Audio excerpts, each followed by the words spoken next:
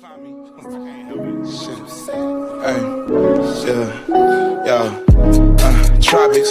I wanna fly to the tropics. I wanna go to a place so remote. Niggas thought I went ghost, they don't know where to find me. I'm finna hop on a boat and take my black ass to the coast to go get a taco. Crazy as hell, think it's a joke. Then I'm sending shells if it's carne asada. Baby, no problem.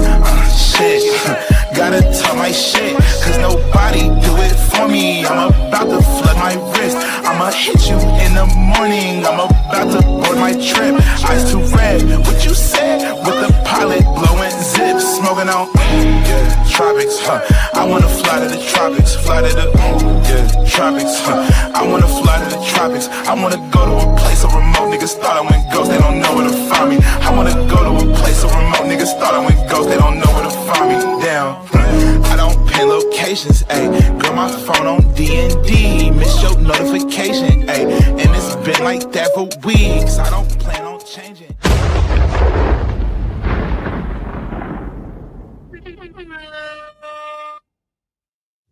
I'm smashing that button today.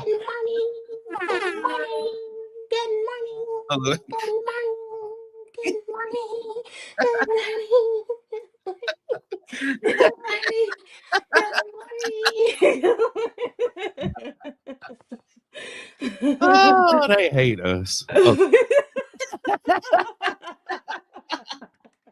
Should nobody be having that much damn fun in the morning? Oh, it's words for this shit. I think they are. Oh, they hate us. Let me go ahead and share this out. I got to disconnect. Yeah. Bluetooth. What's going on this morning, Sheena? Man, listen. Not much. It is 31 degrees. You gonna do that? Come get your well. I'm not out even of my yard.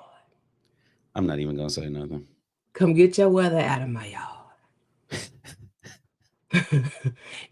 Y'all shit got loose. Come down yonder and get it. Guess it's 7 degrees when I took the kids to school this morning. 7 degrees. But it wasn't cold. That's the part that pissed me off. It wasn't cold, but it was cold, but it wasn't like windy cold. So it's bearable. But the cars don't drive right. So then it was just a white out of snow. So I'm driving in just complete white. Yeah. And the kids went to school. Yeah. See, we need to move to a different state because once it just dropped a flake, they'd be like, oh no, shit, shut it down. Let me tell you something. If it gets too cold, we're shutting down. 7 degrees, we're not going to school. No, what are y'all doing? Single digits. We are what they call it e-learning. Okay. I wish they would give me that damn tablet again and say I'm a teacher. Y'all know these damn schools. See, this is the problem with the educational system. Here we go, y'all. Get ready. Here we go. The problem with the educational system is they think that I'm a damn teacher. And I'm not. They put me to work. They literally said the kids got to be here at 8:30. I was like, what does that mean? Because I start work myself at 8 o'clock. So I'm already at work at home by myself, minding my own damn business. Next thing you know, it's still pandemic. So everybody they talk about kids got to be there. Where's your dad at? What do you mean, where's his dad at? I'm not clocked in right now for you guys. I'm clocked in over here. I had to come in. They want you to look at the thing. So your kids will be doing these lessons. If you want to sit in the back, you can. If I want to sit in the back, I can. I'm about to leave. I'm dropping them off in front of the computer. I'm dropping them off at school. Shit, I'm going to Kroger. I'm leaving them kids here. Shit, they 5 and 7. Take care of it. You're the teacher. Shit, if something go wrong, call me. I'll be back. Hey, look, that's just how I was. You call me. I'll be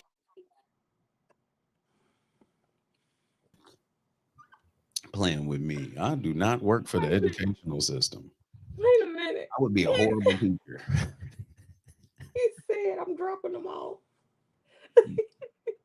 I would be a horrible teacher. My mom's a teacher, and she's kind of, She like, yeah, you should come up and sub. This was years ago when my brother, he would go up there and sub a little bit, but she's like, you should do it too. I was like, nah, because I'm different with kids. When I do the football, like I can't help but cuss. Like I'm one of them people. Sit your ass. Sit down. Now you gonna do that dumb shit. Like I'm one of them people. I can't help it. So you be in school. She don't like you, bro. Like I'm one of them people. Hey, the children, it builds character. They'll be all right.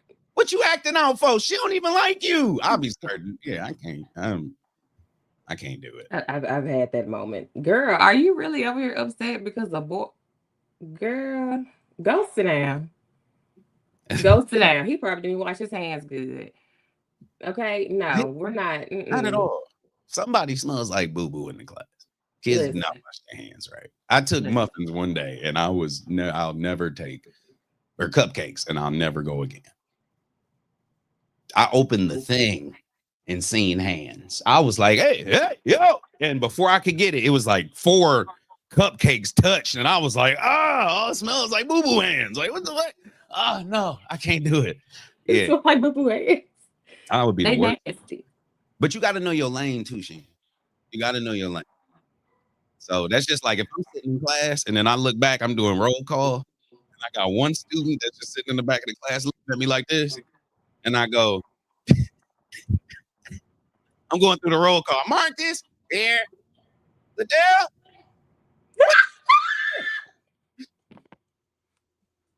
I'm looking at it's just looking in the back of the class like that. Scared the shit out of me. Get out. Or no, I'm sorry. I didn't mean to do that. That was a bad response. I'm sorry. You're a child. Or this will be my. What did you hear? Hear the dogs barking? What they barking at?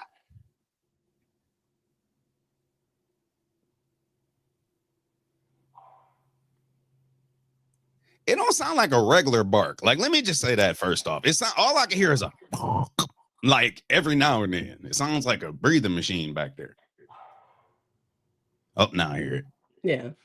He Oh, he's pissed. Yeah, he pissed. It's not like a threatening bark. It's one of those little baby barks.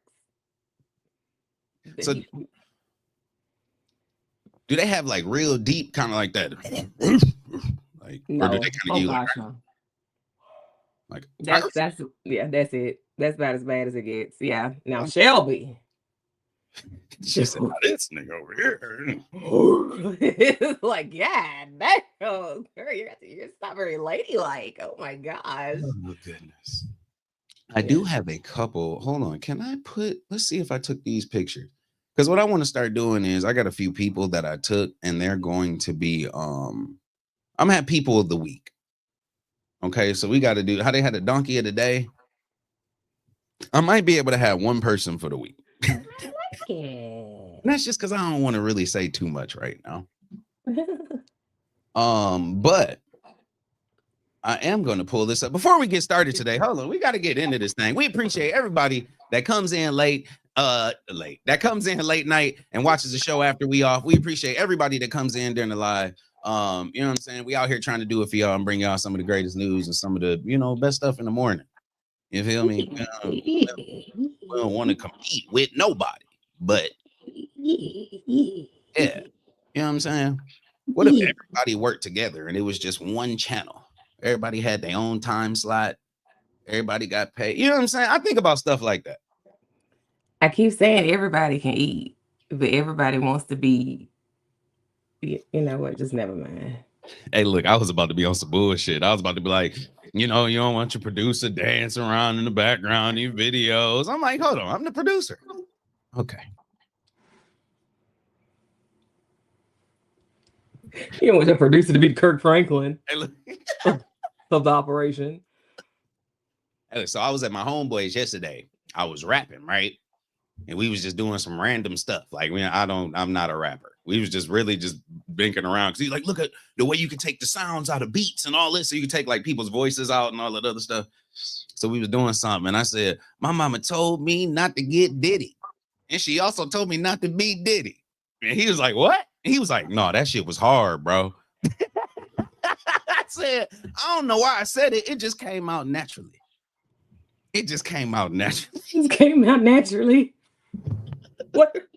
Okay. What talent do you have, young man? Hold on, I'm getting another Medicare call. Let me share. I mean, yeah, that's what I'm trying to do.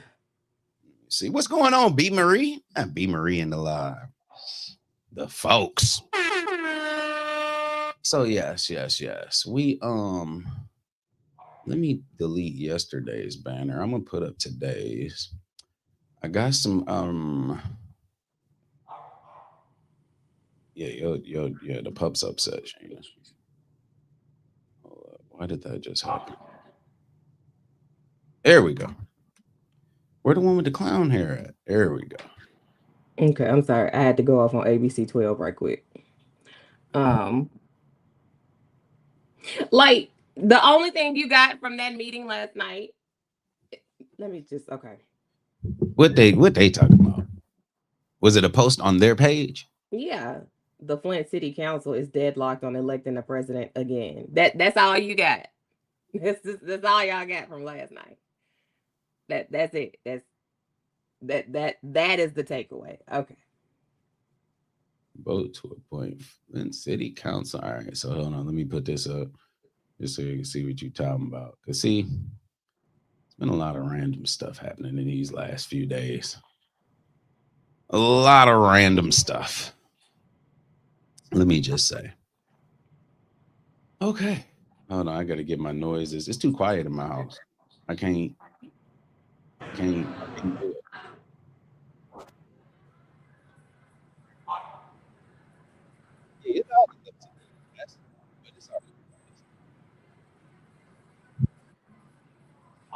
Why you sound funny? What you do? Baby just back there barking. Oh. He's pissed. He scream like mama, and you just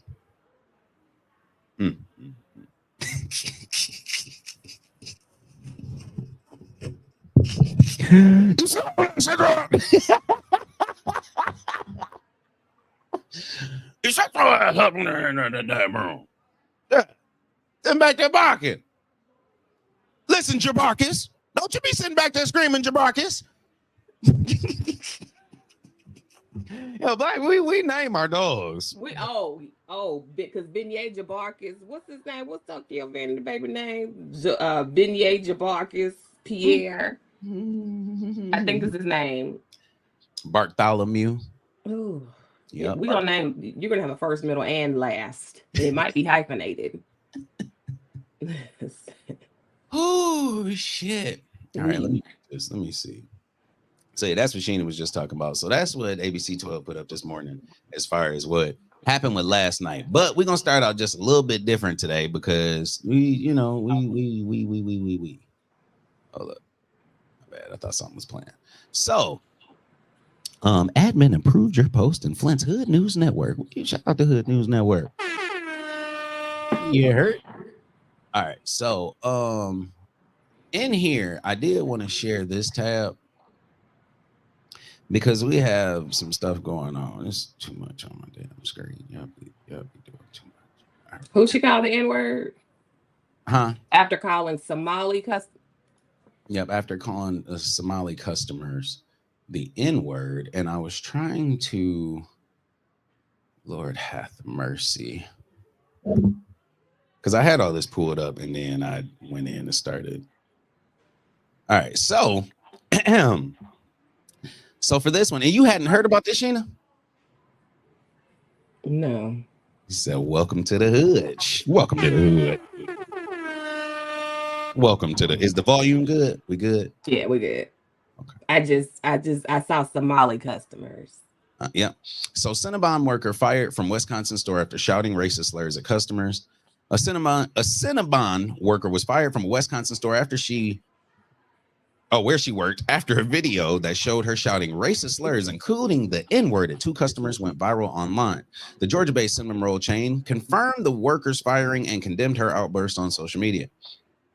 So I do have this lady, but then I also have just this video. So this kind of give you a quick rundown of what is going on out here, because there's so much, I just. Yeah. Let's see what they got. Headlines this morning, a Wisconsin Cinnabon employee was fired after she was caught on camera using racial slurs toward a Somalian couple. That video has since gone viral across social media. Reporter Tony Langfellow with the latest. So far, the GoFundMe for the Somali husband and wife has garnered more than $4,600 out of its $45,000 goal. The fundraiser identified. And this is an older video, y'all, because right now I believe the total is at $111,000. So right now this video is at $111,000. Okay. Let's continue. As one of the customers as Faria Ahmed. According to the fundraiser's page, it says the money will be used for legal fees. It's unclear what legal action is potentially being taken, but calls it a fight against racism. The page also says the GoFundMe was started by a cousin of the couple. Meanwhile, the fundraiser for the former Cinnabon worker, who is white, has raised more than $117,000 out of its now $271,000 goal. In this fundraiser's description, the now former worker is simply identified as Crystal. It says funds will go toward helping Crystal land on her feet after being fired. It goes on to say, quote, no white person should lose their job for refusing to be harassed by Somalians, unquote. Here's what we have learned about the incident. The heated exchange took place Friday at the Cinnabon stand in Ashwaubenon's Bay Park Square Mall. The video shows the stand's worker calling two Somali customers the N-word. She then called. So I just wanted to pause it right here because we do. So this is just a quick rundown of what happened, because I can't, like, some videos we stream multiple places. So some videos, if people decide to be petty and all that other stuff, I just don't want to play with it right now, because today's video is gonna be special in itself. So it's already gonna be a special level of petty applied to the video today. Okay, I'm just letting, because if you've seen the banner, I'll be with the shit. Oh yeah, I be with the shit. oh yeah.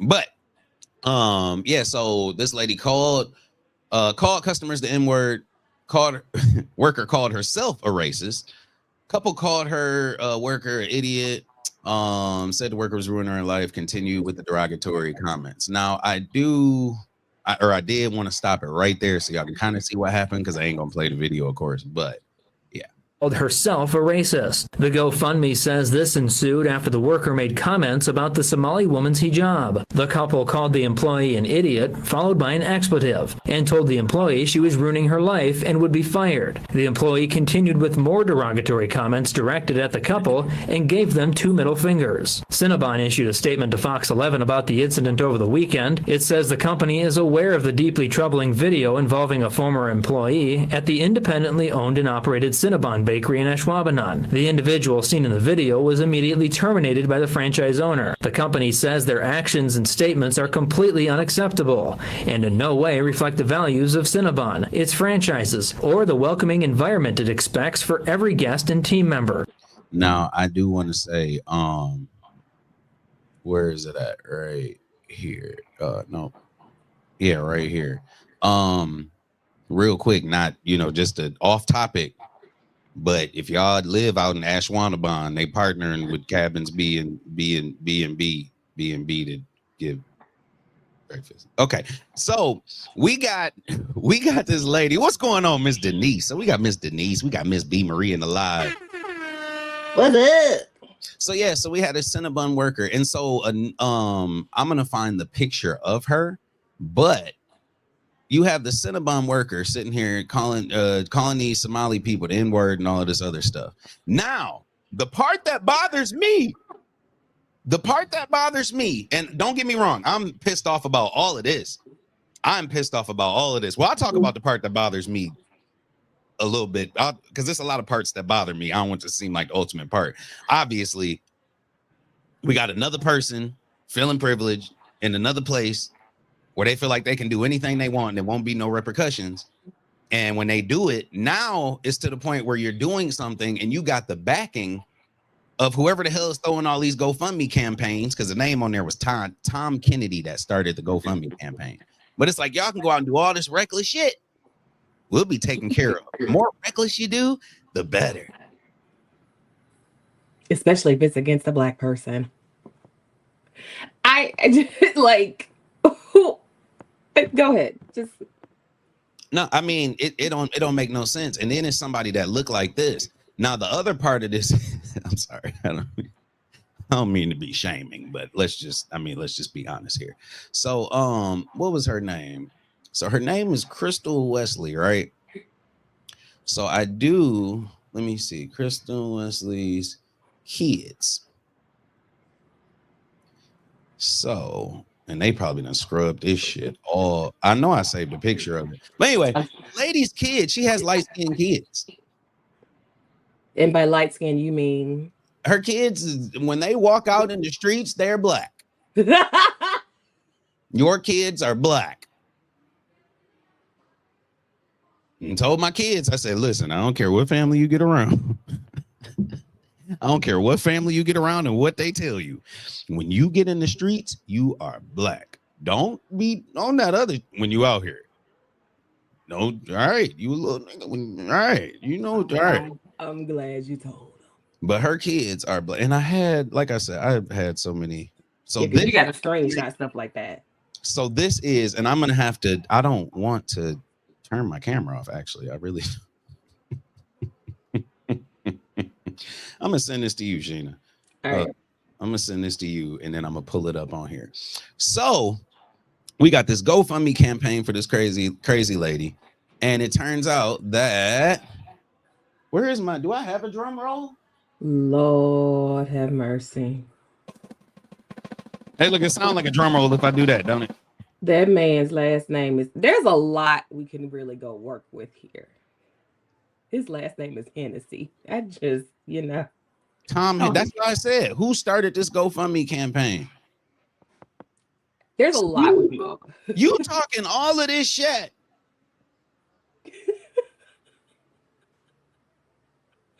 And this is when it was at 66. Like I said, the last time I looked at the total, it was $111,000. So she done met the goal, went over all of that stuff. But legal fees for what? What are you going to court for? You work at Mod Cinnabon shop. You in there fooling. You're gone.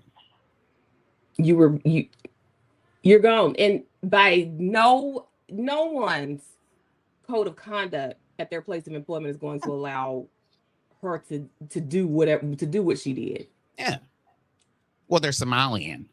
That's the other part that I want to bring up, Sheena. Not they're Somali. Well, they're black. First off, they don't want to be black. Stop saying that shit. They told us they're not black. They don't want to be black. You can't put the N-word nowhere near it. Don't put two and two together. But that's also the issue that I told them. Because when you want to separate yourself, you still look like a brother when you pull up to the street light. And if you're listening to a weird song, you just look like a brother listening to a weird song. And look, and then when you want to come back to the community, you will not be welcome. Because when we done. No, don't come back. Yeah, the GoFundMe's for people who go on these racist tirades is weird to me because this isn't because they just give a damn. Oh, no. This is an FU to black people and the person who has been aggrieved. Mm-hmm. It's sick, sinister, and just dumb as hell. Make sure you can't see me. No, I can see a bright. Some stuff I just gotta smoke with. And when I ain't started out in the morning, your shit take me off to a whole nother level. And I'm about to pull up this council stuff. I gotta be prepared. We can, yeah, boy. I got to be prepared. All right. So while you get yourself prepared. What you got? No, I was gonna go ahead and apologize in advance. You ain't even got to apologize yet. I still got another story. Well, I'm gonna apologize anyway because, buddy. Yep. You see, and we're not done. Tomorrow's meeting will be. Yep. Yeah, I'm going to be on the phone with Tanya a lot for the next. Yeah. I need some reviews. I need some assistance to understand some things. Here, let me see. Now, this one is a case. Now, this is just a quick topic before we get into the council discussion. We're just trying to let everybody get around, get in, get your coffee fixed, get your smoke made up, all your shit that you got to do. You might have to plow the driveway, shit. You might got to plow the driveway now because when you get out later, it's gonna be froze. Whatever you got to do, we know you doing it. Hopefully, you just got your earpiece in. But this is a topic. So what happened was, this lady called somebody from inside the jailhouse. You know, that's older folks from inside the jailhouse. So she called somebody to let them. Now there's a few dumb parts about it, but the lady stopped playing the video. Shit. The lady ends up getting pregnant in jail. Okay, so normally when you have these cases, you know, we have a lot of different abuse stuff going on in jail. And to be honest, I love to.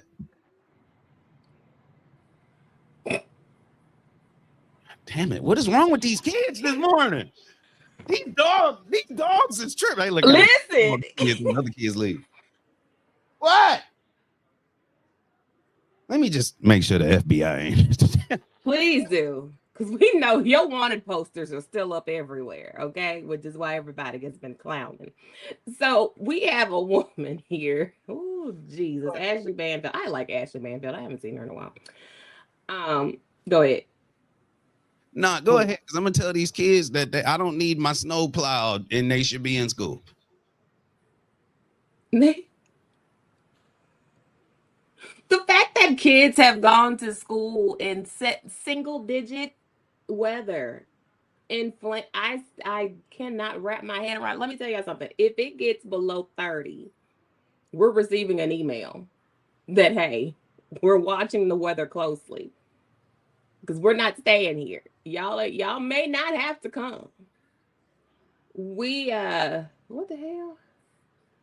Yeah, we are likely not going to go to school if it gets too cold. So that Jesus. You muted, baby. You're muted. You muted. He's tripping. Okay. Here we go. They school closed today, actually. I think they had an electrical problem or something at their school. So yeah, they got off easy. They got off easy. Because I sure was about to hit them with, no, where you gotta be at and where your mom at. Tell her I'm getting you an Uber. You going to school. You going to school. All right. So anyway, this lady got locked up. She was in jail and had a good idea to get herself out of jail, basically. There was another inmate in jail that's there on some different type of charges, and he gonna be in there forever. So this is a different situation because normally you hear about inmates and guards or something like that. You know what I mean? Or like somehow a guard got in, or somehow somebody in administration. Like that's normally the stories you hear, or like we see on like the TV shows we watch with Ice Cube and, you know, or well, not Ice Cube, Ice-T and all these different things, and Law and Order, guess you all this other stuff. But whole different situation. And then the other part is she not too damn bright. So to where she might have had a case, and I'm just giving it to you all up front so you can catch it on y'all end, to where she might have really got away with it. No dumbass done started talking on the phone, telling everybody you're playing. So, excuse my language, but it's gonna be a lot of language. It's gonna be a lot of that. Oh shit! Okay, let's get to it, y'all. Under 24-hour lockdown because I'm pregnant. You're full of shit. I swear to God. You're full of shit. This is shocking. What do you mean? I'm going to sue. I'm going to get out. You know how much I could sue them for? This was all planned. I can get out now. If they would have let me out of the Arthur hearing, I wouldn't have got pregnant. You know what? You're stupid. Don't talk on this phone. Daisy Link got pregnant. The thing is, she hadn't been in contact with men. This is the baby daddy in question. His name is Jawan DePaz. And like Daisy, he's an accused murderer. I really want a baby because, you know, I got a murder and I might never go home, So I'll pick it up from there. The two not only talked through the vent, but they ended up swapping notes through the vent as well. And we got copies of them. Here's one where Jawan writes, "My snuggle wuggle baby girl." You know, I wonder what kind of credit he gets for that in prison. Well, jail right now. Another note looks like a list of baby names. And Daisy says they were able to send their notes through the air duct on a cable that they'd fashioned out of bedding material. And one day they realized that if they could pass notes back and forth, they could pass other things, more personal things. such as Joanne DePaz's semen. Stay with me. DePaz would later tell a reporter, and I will quote him, "I put the semen in saran wrap every day, like 5 times a day, for like a month straight, and then sent it down the line to Daisy on the 4th floor, who, in her words, administered it with a yeast infection applicator." So yeah, creative. Sheena. And shout out to JP6. And we got Javar Ellis in the building. Shout out to y'all for coming into the live. Good morning. What are your thoughts right now? I'm happy. I don't want this. It's my fault for having a brain. This is all.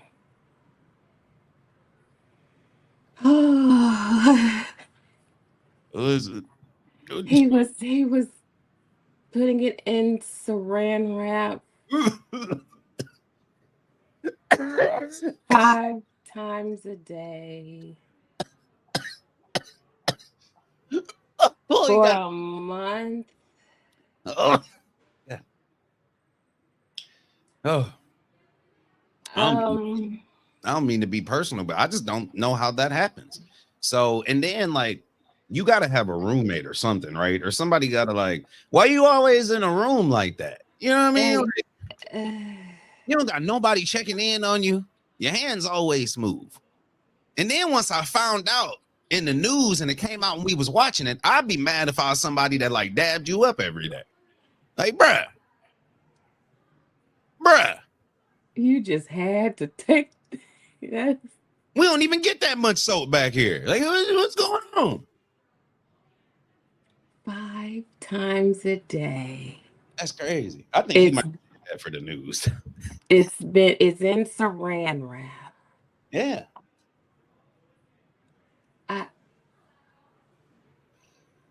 Is she taking it out and basting herself like she a turkey? Turkey basted. I'm just now a few things about the video too. She was stupid for this phone call. So to where is they might have got out and she might have really had a case. You know what I'm saying? Like if something happens to a female in jail, and there's a lady in Flint that does have a story. I've heard her story. But you know, when these certain things happen to people get held accountable. You know what I'm saying? So if there's something like a female gets pregnant in a jail facility, some shit's happening. You feel like something's going to happen and she's going to and all of this. They might let her out. She's right. She might have a big ass lawsuit, but not when you just told your mama that's what you was doing. Out loud. Getting it through the air vent. And then another question. How does she know that she's the recipient? How does he know that she the only one that got this package? So what if it's like 6, 7 people in there that's all pregnant and been in there basting themselves? So that means somebody had to get their little teaspoon of a baste of the baby paste. And then close the saran wrap back up and send it on down. Put it all in there. And then it's going down the line like a conveyor belt, like an assembly line. Yeah. Of baby batter. And he's sending it on down. He sent it intended for her use. And other women may have hey, I know what that is. Let me. Ooh. Now you see his face, right, Sheena? He's so proud. This is the part that gets me, okay? So this is what she thinks her baby daddy looks like. All right. Shaving, got the little hair right there. All of that. This is what she thinks that he looks like. You feel me? And it's not an up close whatever, but you feel me? So that's what she thinks that he looks like. Mm-hmm. Now, I'm either nobody that's here to judge, and I'm not here to tell you what another man look like. But this You can't see the real. She got her damn words in there. That's what he looked like with no facial hair. So that was him when he got locked up. So you think that you got a whole thug out here? You know, he looking like he just came off of a damn Nickelodeon show. Like, He looked like one of them kids that be outside the gas. They're not outside. They be inside the gas station pissing you off. And you just be trying to get 10 on 4. And he'd be like, oh, you gave me a 20? Yes, give me my change back. The change is expired. I'm not in the mood today, bro. All right, homie, my bad. Stop fucking with me and let me get my gas. Like, shit. He wanted to look like one of them badass kids right there off of Grand Traverse in University. You can tell him I told him. he just looks like he just be playing with the candy in the candy aisle. Like he just be playing with Skittles and shit. And tossing them to his friends on the other aisle, playing pranks and shit. Just bad as hell. They like doing stupid shit. Yep. Yeah. Right. That shit. What's going on, JL? We got Philip Johnson in the building. What's going on, y'all? Good morning, We're y'all. trying to build some people in here before we start talking about this council stuff, because y'all already know last night was a whole damn mess. But yes, this right here is what her baby daddy looks like. And the image before is what she thought that he looked like. This is a straight gotcha moment, particularly. I mean, if you can talk good, especially through event, maybe. How do you tell the kid that later in life? How do you tell the kid that later in life, Mommy, how did I come about? Well, it sounded like this. He was like, baby girl. Baby girl. I can hear you.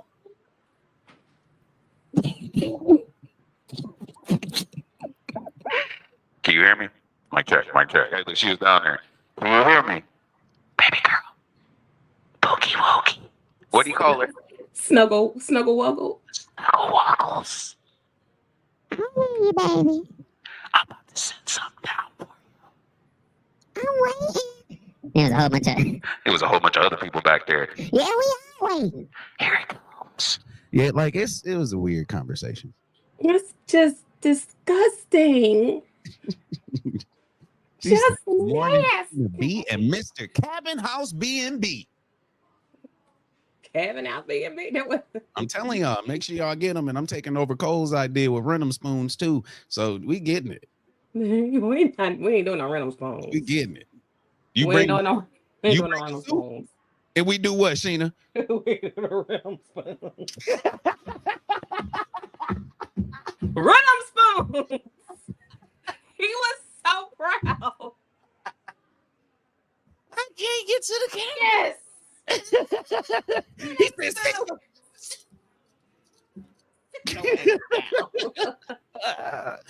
random spoons. He said, you know what? He looked like an extra in a mafia movie, but he looked like one of those badass little Chaldean kids. Like I said, it's shit. I had a bunch of Chaldean friends and all of that. Shit, looked like a damn Timu Fonzie. What was that show? Happy Days. The Fonzie. I thought she was bringing up that 70s show. Ain't that? Is that the same? What's the dude name from the 70s show? Oh, I don't know. I never watched that. I don't know. Well, it was on. It was. Let's just be real. That was back in the day when like they'd just play random shit. You'd be like, damn, the Parkers would go off, and then that 70s show pop on. Like it's just some random shit. It was on. She said, you know what?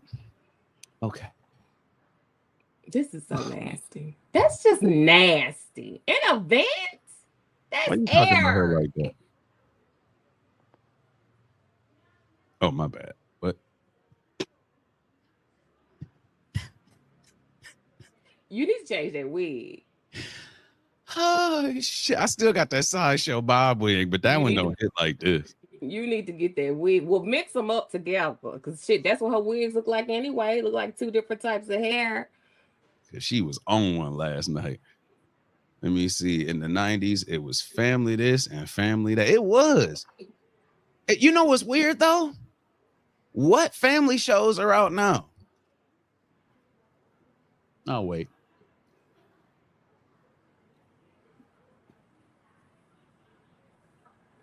What family shows are out right now? Is the Modern Family still? The who? Is the Modern Family still? Blackish?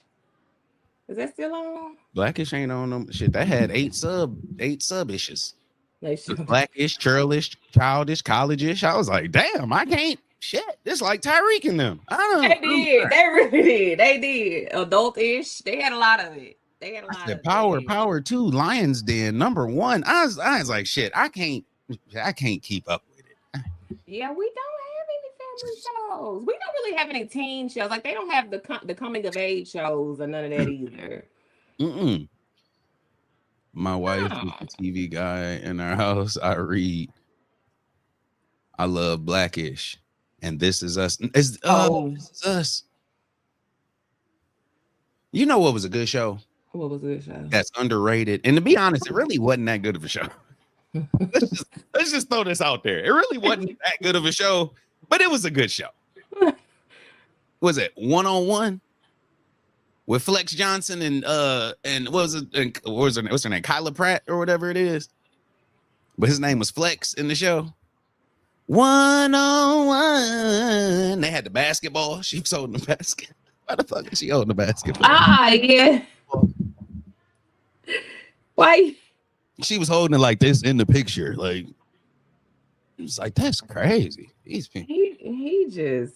That was a good. You never watched that show? No. What is going on? No. It's at Karma on Netflix. See, Blackish was good. And then what was the one after Blackish? It was Grownish. Grownish, yeah. Grownish came out after. Grownish came out. I've never watched Karma on Netflix. Not really any family shows. Now, have to introduce them to the old shows we knew growing up. Yeah. Yeah. Let me see. Okay. If I click this, why is my screen doing that? Anybody remember Julia? Yeah. Anybody remember what? Julia. Julia. Yeah. That was a TV show? That's an old show though, right? Wasn't it old? That was back in the day, right? Let me see. Hold on. I'm trying to think. Oh no, I never watched this. No, when did that come on? Wait a minute. This says 2022.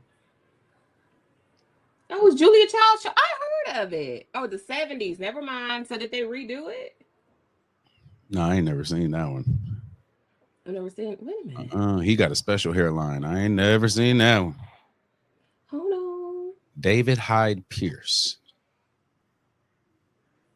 You see the screen?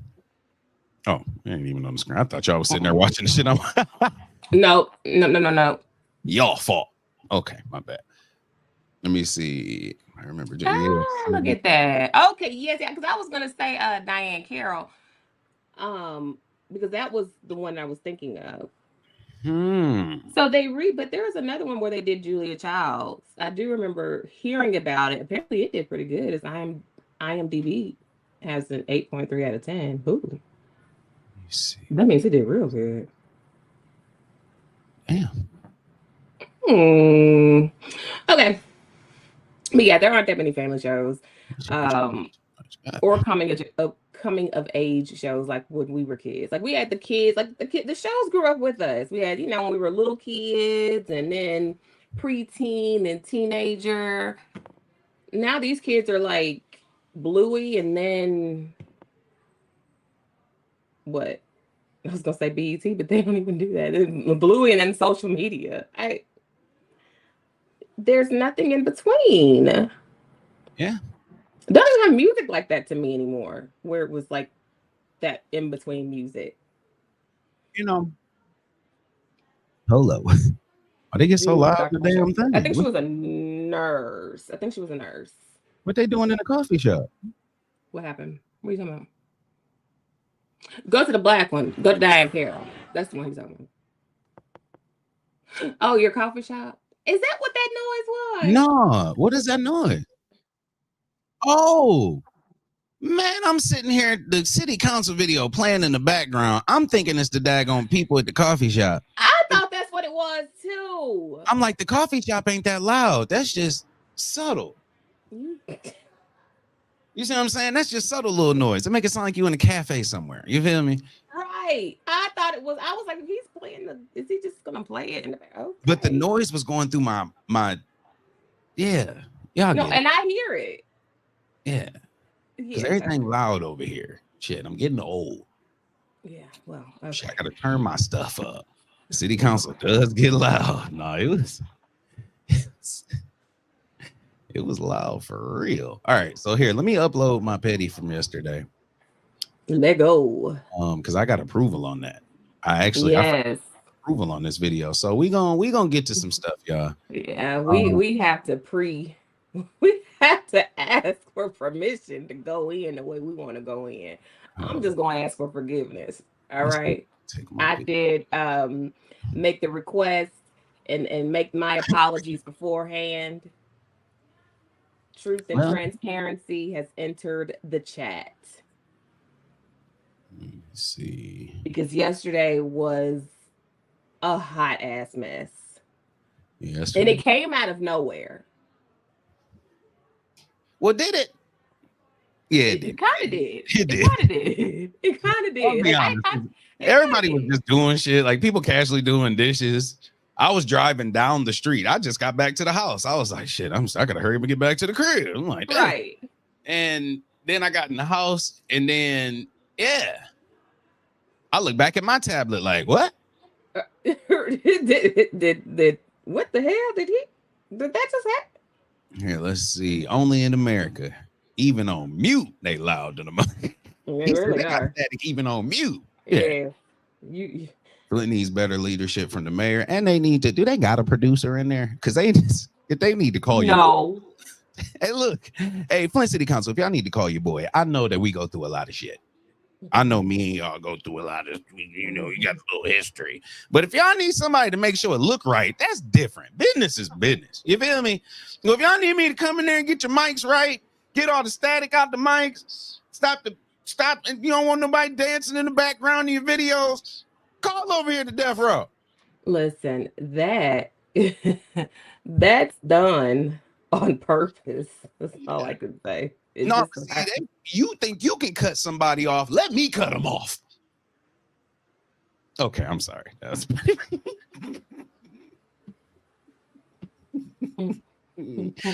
Candace go, why ain't my mic working? I'm sorry. Hold up, Mr. Shaw. I'm gonna clean Liddell mic on live. I'm gonna be like, hold up, because that's why. Listen, I would replace that mug. We just have mics on standby. Can you imagine me at the council meeting just really sitting there cleaning her mic and then talking into it like it still ain't on? No, it's because you be spitting into it. You're too close. No, I mean, we got good mics though. No, I mean, I don't mean no disrespect, Miss Lewis. You just got. There you go. No, go ahead, try it now. No, right, yeah. It's the P's. Yep. When you hit a P, it comes out. It comes out and hits. Yep. Yeah. Okay. And like I walk away, get on. We're gonna have to call her. We're gonna have to get her. We're gonna have to get her a mic screen. See, I'm gonna get it together in that batch. You feel me? Listen, just who crashed last night? Mess. I heard someone on council crashed out on an older lady. I thought it was standard stuff, but this was different. Well, Cleon did crash out. Cleon crashed all the way out. Look at him in that picture right there. He looked like he got hit in the face with a fan blade. He just so fucking ugly. My thing is, if you knew that people was going to use this picture, why would you let them take it? Like, I'm just... And then his mugshot? Yes, but it takes effort to make your face do that. When you already ugly, you just exist, and it just do that. That's just how you look. Look at it.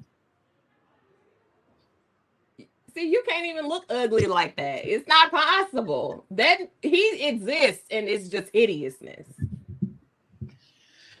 Okay, let me play all this video. Let's get to it. So this is a video that I made. This is just a quick clip. I'm gonna be posting it later on the channel. Because I was just trying some stuff out and I didn't want to post it last night without approval. So I should have just posted it. I should have just posted it. But it'll be on there later with a few more things. But anyway, Sheena, you got anything you want to say before we get into this? No, I'm ready to go. All right. And all pictures are just representations. We don't know if these pictures are the real people that are in the videos or not. Copyright. This is all shit. Don't I got a copyright? Oh, I do got my copyright button over here. Let's get to it.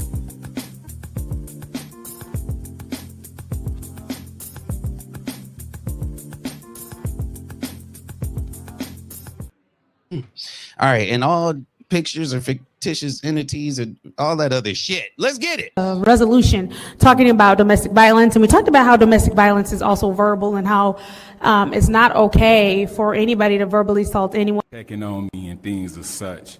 You know, it's really a shame that Beverly Biggs, Stanley Woods, the biggest two hypocrites that come to council, the EBT queen, How domestic violence is also verbal and how it's not okay. who has yet to pay her restitution, seem to be a little too obsessed with Councilman Leon L. Alamin. Y'all really, you, just like your ass, just like your ass. How domestic violence is also verbal and how it's not okay. Y'all really, you, just like your ass. Excuse me, I'm bringing you all to order. This is not your time, and Mr. Alamin, let's go ahead and watch our language. Proceed. Point of order. Go ahead. We are not, 27.2, we're not to be argumentative at any time with the audience. He is argumentative with the audience. Point of information. Okay. Ain't nobody being argumentative or nothing. I just addressed when he addressed when he cussed to me. So Mr. Alamin, so Argutive. Councilwoman Burns, Mr. Alamin was speaking, and he yelled out a vulgarity provoking a council person. So we want to make sure that we're bringing you to order, Mr. Wood. And go ahead, and could you give him 10 more seconds on the clock, please? No, I just appreciate it. Thank you to my residents who continue to support me. That's why I had one of the highest voting turnouts than any other council person for a reason, because they respect the leadership and the things that Councilman Leon does, you hypocrites who want to continue to come down here and speak all this, you're abusing PPOs and all of this. Learn the legal system, keep laughing, do what you need to do. That's why I'm still here and still representing my ward. Thank you. All right, Mr. Wood, that is your first warning. Thank you. And that is your second. You're now removed from the meeting. You have a great night. Anyone else would like to? Anyone else will, excuse me, Mr. Wood, you cannot make a loud exit.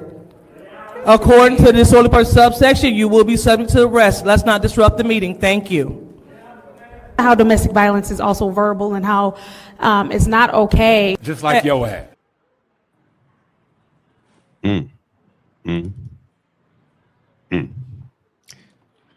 That's an Hendrix Studios edit. Okay, my bad. And we appreciate the amazing producer over at Hendrix Studios. I forgot, it's one piece I forgot to send you. Yep. And I'm gonna put this down here at the bottom just because. Welcome to Urban News Station. We thank y'all for joining the channel. Please click that like and share button and please subscribe. And if you feel like you want to support the channel over here, support your local, well, some of y'all local, but support your local Flint studio. And shout out to the producer, which is myself, for the Urban News Station Network. And the Cash App is $ Hendrix Studios if you feel like donating to the channel. But yes, Sheena, yes. So we were at the meeting. We were watching the meeting last night. Uh-huh. And as the meeting started going down, it was a long meeting. That actually wasn't bad. It wasn't, but yeah. But yeah. As the meeting started to go on, you started to see there's a lot of stuff technically that happened. But what's going on? We got Doris Martin in the live. What's going on? Welcome to the live. As the meeting started to go on, it was just a lot of a lot of hoopla that just started to go on. You could see the tensions rising. You could hear voices, even from the beginning when things were just going, like when that mic was just on by itself, the murmur in the room was a different type of murmur in the room, you know? And yeah. it's a lot of stuff that was kind of picked up just on different mics, and you couldn't really hear it clearly, but it's like, you know, that they was kind of amped up. So we had a few people get up there. The citizens got up there, of course. We had someone from the land bank get up there and talk about some stuff with the land bank. Council people kind of talked about that because some things didn't sound right with the land bank. I'm gonna be honest with you. Some things didn't sound right, and some of their processes to get rid of some of this land doesn't sound right. And somebody still needs to explain to me how a house over there off of Grand Traverse is by itself on a lot, and every lot around it is worth $200,000, but the house itself is worth $16,000. So and it's abandoned and need to be torn the hell down. So yeah, but every lot around there is $200,000. I think that's off of Wood and Grand Traverse. So y'all can look that up if you guys sell out. Or if you got any land purchasing apps. But yeah, so we selling land and we doing whatever. So what are they planning? And that's the other type of shit, you know? So I think about stuff like that. Y'all are holding this land for, you don't want to sell plots and lots to people. You know what I'm saying? Big areas to people. You only want to sell lots to the people, and you want to sell big areas to the companies. And I get that. But in the middle of a neighborhood, like, we need to be building some shit for the neighborhood, not a company. I agree. And we also had the fire chief get up there. This is a whole conversation. We had Leon kind of going off last night. So it was just a lot last night. It was a lot last night. And I'm gonna be honest, y'all done got my co-host pissed off. So I'm gonna just be the one. Cause sometimes you see how I'm on this building right now? You see how I'm on this building, Sheena? Watch this. This why you niggas ain't me. Look how I fall. This how I'm leaning back. You better. I'm leaning back. You better. I'm leaning back because I gotta be able to hit my sensory buttons, and all of that stuff today. Because let me find mine, because I was just thrown completely the fuck off. It's like, about to be some shit. Sorry, I was thrown completely off right just now, and I'm pretty sure everyone saw and felt that shift of energy that just occurred. B. Marie, I need your prayer. Let me see. Let me catch up to these comments. Or if you want to go through I'm about to pull up the. No, we don't have to read them. We can just highlight them on the screen. Actually, I prefer if we don't read them because I can't. Here, well, let's do this. I'm gonna let's put go ahead. So I'm posting them on the screen automatically. So if you say that you ain't supposed to, I'm gonna stop the live and I'm gonna cut your ass out, and then I'm gonna continue the live. Not if I get to it first. Excuse my language. If it pop up on my screen and you ain't supposed not if I get to it first. You're getting cussed out. Okay. And then I'm gonna talk about you later. Not if I get to it first. Hey, look, then I'm gonna talk about you on my channel, so then I can cuss a little bit more. But anyway, where we at? Where we want to start at today, Sheena? Where you want to give them a rundown, your own rundown of everything that happened last week? You did a good job with that rundown, especially going over the land bank portion. Because I was completely thrown off by now. Karma Lewis did a good job in giving a briefing of what's going on. I'm not well versed in land bank. I actually asked a question yesterday about how they're funded, and Philip Johnson gave a brief rundown onto how land bank is funded.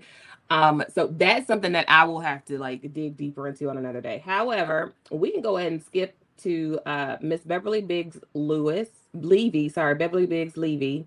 When she gave her public comment, she addressed the councilman in the first ward and some of his recent behaviors that has been. Hold on 1 second. So I'm sorry, I didn't mean to cut you off, but I just got to this comment. That's my daughter that Leon assaulted. Okay. And we definitely are sorry to hear that. And we praying. Okay. Yeah. We're gonna play the video. Please. Give me my first time. What'd you say my timestamp was? Or you send it a messenger? I can just look right there. 2 hour and 44. Right. Okay. Mark. Here, let's go. Right. I don't want to be responsible and have my insurance pay for something that they put on the emergency list to be torn demolition 4 years ago, I think it is now. Raul was out, and we did a cleanup in there. Oh, Thank you, Ms. that was a Song. fast 3 minutes. Dang. I'll be back. Next speaker, Madam Clerk. The next speaker is Beverly Biggs Levy.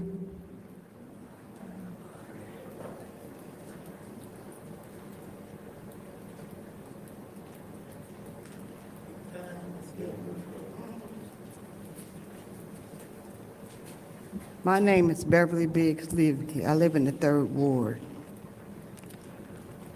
Leon, how many PPOs you gonna put out on folks? You doing Kiki mama? Your girlfriend's mama? I'd be shocked if you win that tomorrow. I really would. It's sad, and you guys go along with him. That's the even saddest part. LaShawn, why would you want Nadell to be the president? If you look at the council, she's been a horrible president for the last 2 years. Horrible. And Michelle ain't no better. If y'all gonna do something, why don't y'all do it with the oldest person, as if it was a union? Jerry is the oldest person, but y'all do what you wanna do. But it's only, 2026 ain't very far, so we ain't gotta worry about that much more. But we need a change. When are you gonna find out that Leon don't live on Mott Street? They don't. Lavina. You said it would only take 30 days. It's been well over 30 days. That was in August. September, October, November, December, 4 months that went by. You said that you working at it. It don't look like you working very hard at this. He don't live there. Then he lived down the street from Tanya, because he put the PPO on Miss Jackson on Tanya Street. So, and he's sitting up burning up these buildings like it's not allegedly, because how can you burn up a building that the light and gas is cut off? The insurance don't pay on light and gas cut off when you burn up a building. Y'all better wake up. Y'all looking at this criminal. And y'all think it's nothing. You hold your head down because you're ashamed. You are brutally ashamed of what you guys are doing. If y'all keep him in that seat, well, next year, he'll be in the 3rd Ward. He won't be in the 1st. At the rate they going with that mayor, I don't know. Have a blessed day. Next speaker, Madam. So Mrs. Biggs Levy, was addressing the fact that Leon is taking out multiple PPOs on multiple people for random ass reasons that make zero sense. In the state of Michigan, a PPO, for those who don't know, means a personal protection order. You are also only able to take out a PPO for 3 different reasons. The first reason would be for a PPO, well, not 3 different reasons, but under 3 different categories. It would be under a domestic relationship, stalking, non-domestic, and I believe stalking under assault or sexual assault of some sort.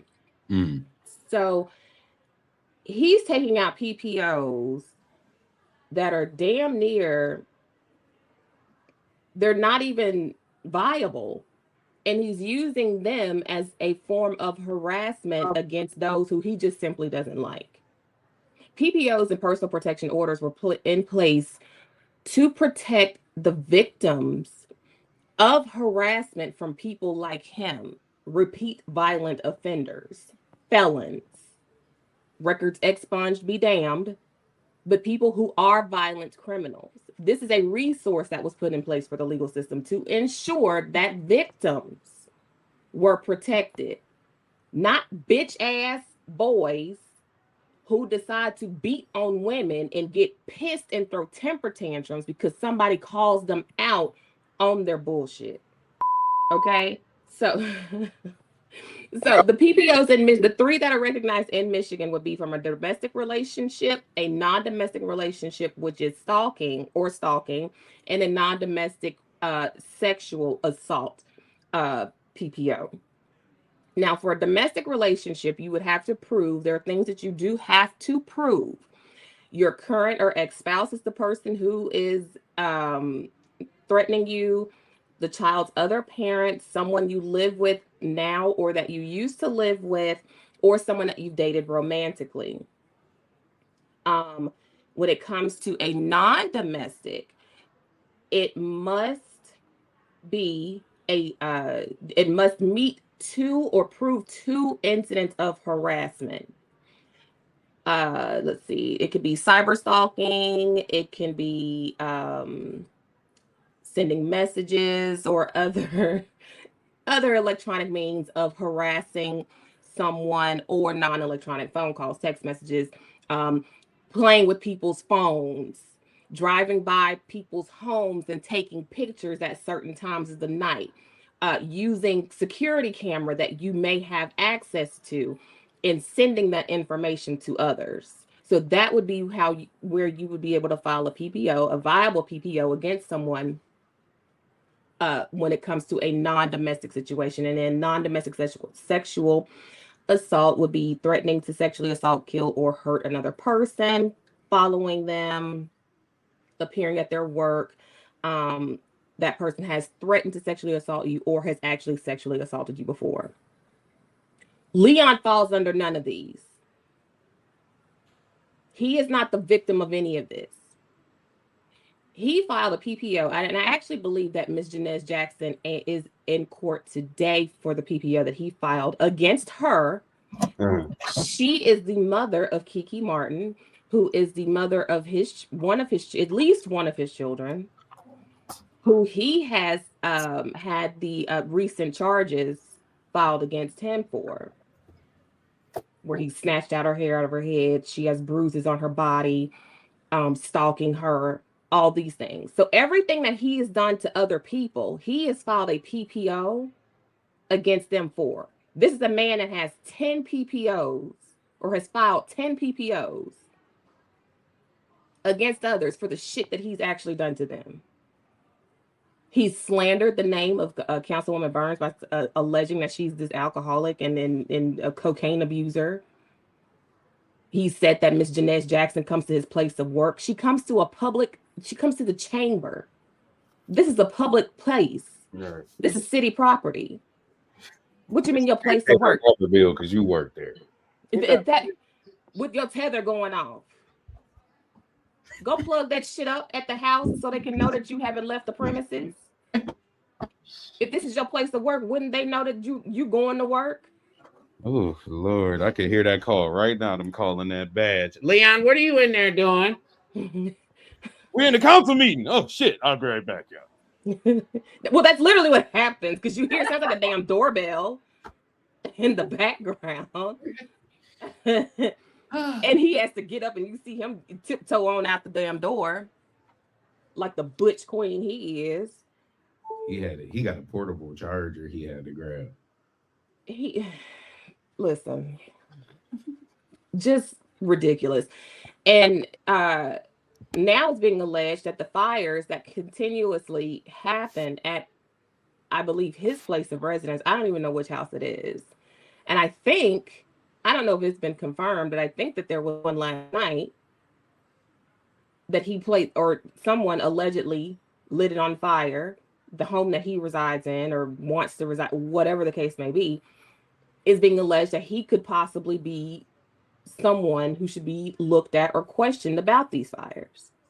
So this N-word continuously becomes a problem in the damn community, and nothing is being done about it. On these PPOs, he's also put the address as a Mount Morris Township address, which to my understanding isn't even within the city limits of Flint. It's a suburb of Flint. So how is a judge, much less the prosecutor, how is anyone allowing this to pass? And how come the administration in Flint isn't making sure that the laws and the rules and the ordinances that they put in place are followed? What makes him so special? Well, are residents following up? Like, who do you follow up with when the entire damn upper echelon of leadership is corrupt? I mean, it's a different question, because the thing is, if you look here and then you try to look somewhere else and everything around you is corrupt, or everything that you see is whatever, it really gets disheartening. Somebody, JP6 said, file with the state police. Has that already been done? And what is Davina doing? They said that Mrs. Biggs Levy said that Davina can't get the clock right. Shit. How you get yelled at by her? Davina, you need to stop the clock. Stop their time.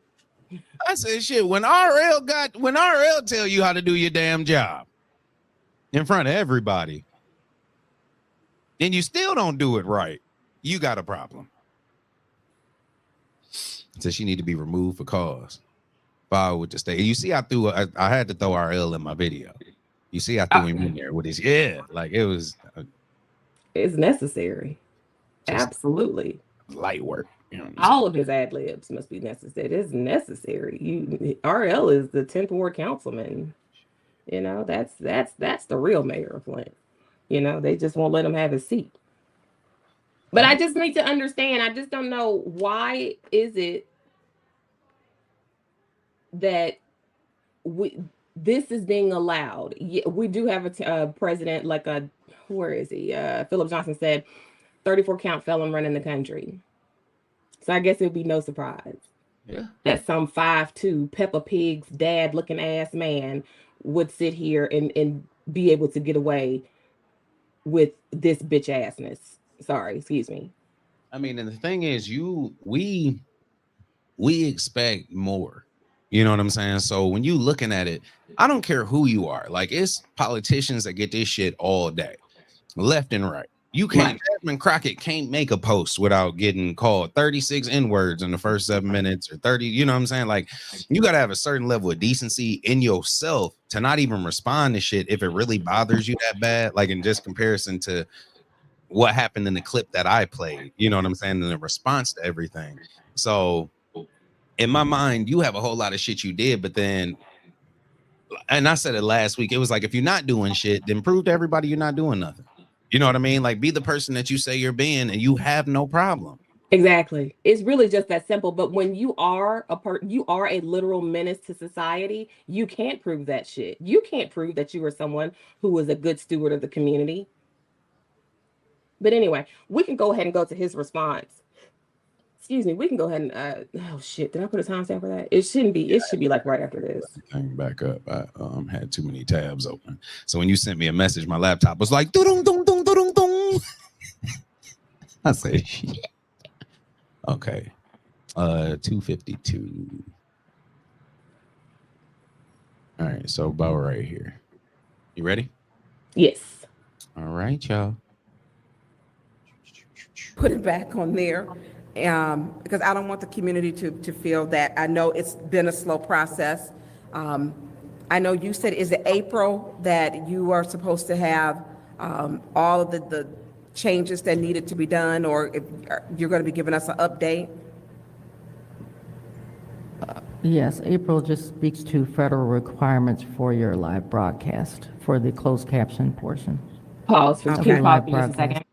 Okay, so this is in reference to, and I'm not sure if it played all the way in the beginning. I don't think she referenced what she was speaking to, but this is about ADA compliance and the sign language portion, correct? I think. Yeah, okay, go ahead. But they're going to push it to next meeting. So they, you know, they didn't want people to forget about it. They adjourned the meeting earlier and they couldn't bring it to this meeting since it was on that meeting, whatever it was. So they're bringing it to the 17th. Okay, and April is when a federal law comes into play where they absolutely have to show captions, I believe. I think, or something like that. Yeah, so. Yeah. We'll get to that later, I guess. Let's see. So I know there are a lot of questions with this community to know what is, going on and where we're at with it. And looking at other municipalities, it is a fair assessment that a majority of them that you watch do have someone who is interpreting on their screens. And so we need to, this has taken a while. And then also, the abuse of PPOs is shameful. It's shameful because they're for women who really need them, and not to take them and use them to lie on. And this is an abuse of the system. Thank you, Ms. Burns. Anyone else would like to speak during council comments? Go ahead, Mr. Elamine. Just want to thank everyone again for speaking. Thank you, Ms. Freeman, for your comments. I definitely would like to follow up with you and see, share some ideas on some things you may have in regards to related to that. And I also want to reiterate that we're having a second annual holiday party at the May Senior Community Center on the 23rd from 1 to 5. Want to invite the community out. And I want to thank all the First Ward residents who have continued to support me, reached out to me, came to court hearings, checking on me and things of such. It's really a shame that Beverly Biggs, Stanley Woods, the biggest two hypocrites to come to council, the EBT queen, who has yet to pay her restitution, seem to be a little too obsessed with Councilman Leon L. Alamin. Y'all really, just like your ass. Excuse me, I'm bringing you all to order. This is not your time, and Mr. Elamine, let's go ahead and watch our language. Proceed. Point of order. Go ahead. We are not, 27.2, we're not to be argumentative at any time with the audience. He is argumentative with the audience. Point of information. Okay. Ain't nobody being argumentative or nothing. I just addressed when he addressed when he cussed to me. So Mr. Elamine, so Councilwoman Burns, as Mr. Elamine was speaking, and he yelled out a vulgarity provoking a council person. So we want to make sure that we're bringing you to order, Mr. Wood. And go ahead, and could you give him 10 more seconds on the clock, please? No, I just appreciate it. Thank you to my residents who continue to support me. That's why I had one of the highest voting turnouts than any other council person for a reason, because they respect the leadership and the things that Councilman Leon does, you hypocrites who want to continue to come down here and speak all this, you're abusing PPOs and all of this. Learn the legal system, keep laughing, do what you need to do. That's why I'm still here and still representing my ward. Thank you. All right, Mr. Wood, that is your first warning. Thank you. And that is your second. You're now removed from the meeting. You have a great night. Anyone else would like to? Anyone else will, excuse me, Mr. Wood, you cannot make a loud exit. According to this order per subsection, you will be subject to arrest. Let's not disrupt the meeting. Thank you. She is 1 sick bitch. They got Mr. Woods wasn't with the shit. He didn't even cuss again. He said, shit, you might as well give me my second warning. And I don't blame him.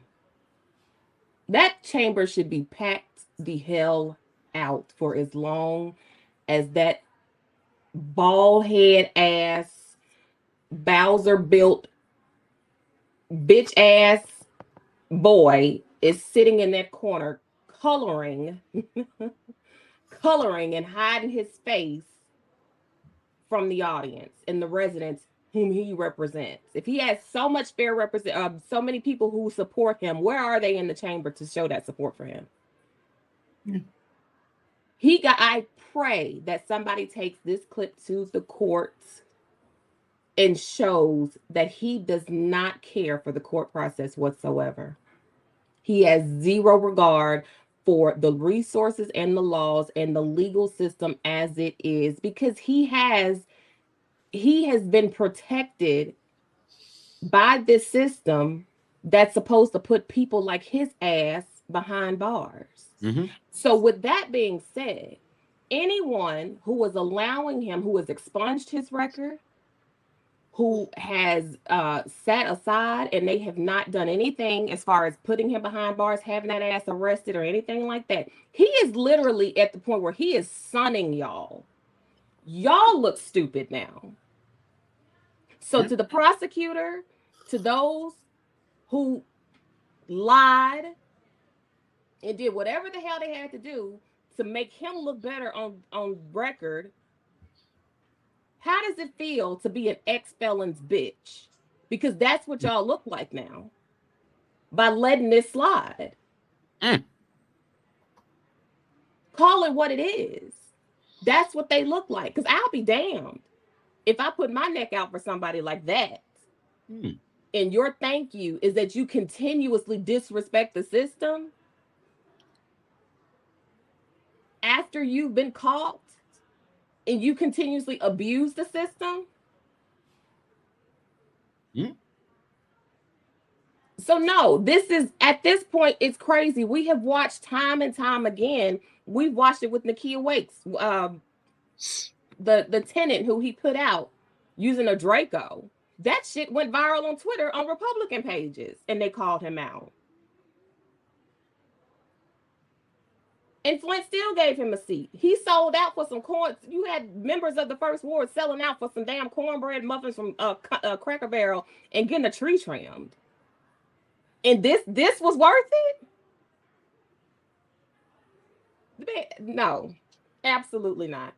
And the fact that he sat there, he abused this young woman who was now making posts damn near every other day, telling people that she doesn't feel safe, and that if something happens to her, he is the one who did it. And she listed other names, including the mayor. So the fact that she makes these posts daily, and very few people, other than her mother and Councilwoman Burns, are showing up in a few of the women from the Color of Law Coalition, and we thank them for their work. Very few people are standing up for her presence and for justice for her. This girl is scared. Bodies are left behind when this type of shit isn't addressed. So I don't have much room for patience when it comes to dealing with this, especially when he feels so cavalier to be that damn disrespectful to anybody who chooses to show up and tell him about himself. You know, if you can't handle it, get your ass up out of that seat and move the hell out the way. Carol should have been there in the first damn place. So, but you had the most votes. Well, who cooked the books on those numbers? Anyway. No, you good. Hey, look, I gotta hit Sheena with a disclaimer. Hold on. Disclaimer: this is for educational purposes. The views of Twin does not reflect the views of Urban News Station. Not at all. and that's me trying, and that was still me keeping it light. Even though we may agree, that was still me trying to keep it light. Hell, she kept it light. I'm gonna be honest. That was light work. She still got a lot more for y'all, but yeah. But for legal purposes, it is all alleged. It's for educational purposes only. But no, it is kind of crazy. Like when you're growing up, like, and you have, I mean, you might not, some people don't even have a father in their life, but they have a father figure, you know, or somebody that they lean to, somebody that they look up towards. So it's like normally somebody puts in place that there's certain stuff you do, like certain arguments you don't have, you know, that certain stuff. Like you, like you're not about to argue with any females. Like it's not, you're not about to put your hands on no females. You're not about to do this and that. So you have a certain thing that's in you that's like, if you a man, this is what men do, you know. And so if you're not a man, then you act a certain type of way. And so I'm kind of with JP on this one, because he said he acts a little female-ish. And my thing is you have all this stuff going on. Like, as a person, like, I can walk into, when I walk into the corner store, not to say I'm better than nobody, but I don't say nothing to the motherfucker that, like, when they say, you got a nickel? And I'm like, I'm sorry, cuz I ain't got no money. Like, when they start talking shit after that, man, y'all need ain't nothing, man, your yellow shirt ass. Like, I don't sit there and then respond to the dude that's outside the corner store. Like, that was just speaking up because now he's pissed off that I can't give him a penny. Are you see what I'm saying? Right. Like, it would be really bitch made for me, excuse my language, sorry. It would be really bitch made for me to now cuss the dude outside of the corner store out about a nickel. Are you see what I'm saying? Like, to let it bother me that much, because there's a certain amount that I'm putting on myself and a certain amount of manliness and respect and self-respect and all this shit. But then when you talk about a political person, somebody that said, you know, you're supposed to be at the top of your game, you're supposed to be trying to climb these ladders so that we can say, damn, we sent our representation to Washington. This person started here. Now they ended up in Washington and they're fighting for us. Like, the main shit that we want, the main reason that you're in the position you are in is to fight for a motherfucker that can't speak up for themselves, or to fight people, because we all have a belief that our neighborhood shouldn't be not compared to these neighborhoods down the road that have fucking picket fences and all this other shit. Our property value should be just as high as this and that, because y'all want the land, but y'all don't value the land. So y'all want the land for everything, but y'all don't technically value our land for shit while we in it. And exactly. It's all of these different stuff you're supposed to be fighting for, but then you get picked off by the little shit. What do they call it? Like, and not to say we're lower hanging fruit or that anybody's or whatever, but if somebody has an opinion about you, you take that shit, you listen to it, you fix it, you roll it. If you don't want that opinion about yourself, you fix the image. If you want that position or you want that image about yourself, you keep on doing bitch made shit. And that's just really what it is. You have to speak the language, but that's just what it is. And that's where we are. Even at the end of this, can we go back and just play his ending? It is, this queen felt like he really did something up here. Update. Hold up. Let me just see her. Yes, April just. To be argumentative at any. Damn it, my finger moving. Mr. El-Amin was speaking, and he yelled out a vulgarity provoking a council person. So now, and I do want to say, because and this is just me personally, I have an emoji that I put up. And I'm just petty, so I'm dropping it in the chat. But I have an emoji that I put up, like, for and I'm not, I don't want to be, it is what it is. But when certain stuff happens, I'm the dude. All right. So my TikTok kind of fame came from as is. So if you ever heard that hashtag as is, where the dude, he say some dude like how'd you buy the car from him? Watch how you say you bought the car from me. How you buy the car from him, sir? He said as is. But I put a hand on the screen like this. So he's like, as is. Yeah. So I'm that person. And I just dropped it in the chat. But I wanted to throw this emoji. I use that hand too. Right when he finished, the last word that he says is like, yes, bitch. Like, so very much so. Stand up. Very much. It's giving queen behavior, sir. Yes. We want to make sure that we're bringing you to order, Mr. Wood. And go ahead, and could you give him 10 more seconds on the clock, please? No, I just appreciate it. Thank you to my residents who continue to support me. That's why I had one of the highest voting turnouts than any other council person for a reason, because they respect the leadership and the things that Councilman Leon does. You hypocrites who want to continue to come down here and speak all this, you're abusing PBOs and all of this. Learn the legal system, keep laughing, do what you need to do. That's why I'm still here and still representing my ward. Thank you. Thank you. Period, poo. Period. Period, poo. What? Clock that T. All right, I ate that. Sit your ass. Nobody. That's what it is. Thank you. Let's sit your ass down. You sitting here doing that to people who are really, and it's like I said, somebody's giving you a gripe that they have or a reason that they have, or you know what I'm saying? Like somebody really was genuinely feeling like this. And my thing is, if you genuinely feeling some shit about me, I'm gonna be weird. I'm an emotional person. I'm still thinking about me talking too much from yesterday before I got on the live. I'm one of them type of emotional persons. I take the shit in, I let it soak. I don't like nobody to be mad, but nowadays I'm old and it's like, fuck them. But I do have this thing, like I got a good gift of goodbye. It is what it is. Yes, Lord. Let me tell you, if I could wrap it up and sell it, people would buy it like McDonald's. Because my gift of goodbye is nice. I've had somebody say, like, you act like you don't even know us no more. You act like you ain't know me. Shit. Yeah, I really do. Yeah, my goodbye is strong. My loyalty is strong. But the flip side of that is that goodbye is stronger. Yeah. Okay. Go ahead. It's ready. No, it's in there. It's been lifting weights. Wrong. All right. I'm with you. And I'm gonna hold you down. Even if you're wrong. Hey, you know your ass was wrong. But we're gonna go down together. But your ass was wrong. I got you. But keep doing fuck shit. Oh no, we out. And when I'm out, oh yeah. Gone. But it's the thing of, if somebody says that to you, or somebody tells you, yo, Sheena, you know, I feel like I had some people back in the day, right? I'm a C-list celebrity. You know, I like to tell stories and shit. People be like, shut up, play the video. It ain't you. Shit. Okay, I'm sorry. But back in the day, you know what I'm saying? You don't have the controls. He got the mouse. Hey, look, I was a C- celebrity. Y'all gonna listen to this shit. I was a C- list celebrity before I got to the C-list status. But anyway. You in the C-. Oh, you are a B-.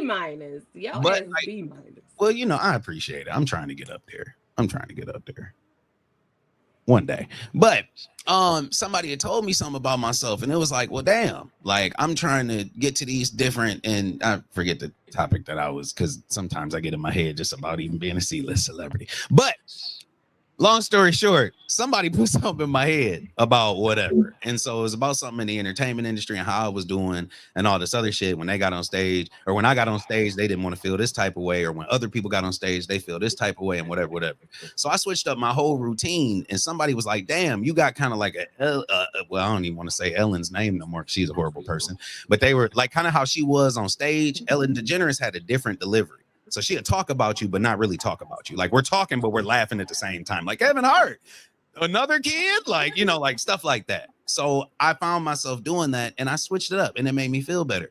But before, when I was out here talking about people, telling you that you had a big ass big toe and you shouldn't be wearing them shoes at the club, it made people feel a little different. And we'll just leave it at that. I ain't gonna go into the first one I was gonna go into, but that's my example for today. I'm out. Big ass big toe. Oh yeah, I used to roast shit out of people for no reason, but I thought that's what it was supposed to be till somebody told me, like, yo, you might want to switch it up because the perception is this. And yeah. A big ass big toe. Let me see. You put up there bougie. Philip Johnson, Senator Warren, and others have me running out. So I need to pay attention to her. I have actually just been there's so much going on, y'all. I'm having the hardest time keeping up with so many levels of government. It's ridiculous. Yeah, it's other shit going on besides Flint. a lot.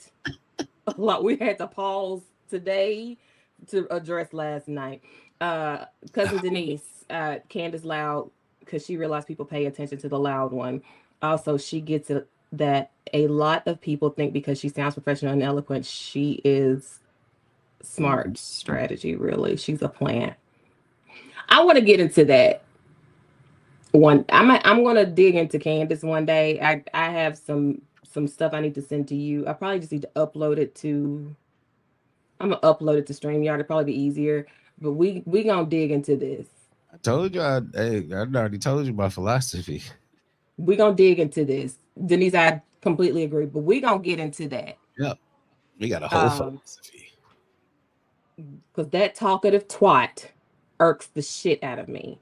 Okay. But anyway, let's move on to stop disappearing. I need you to stay with me. Bring that ad back out.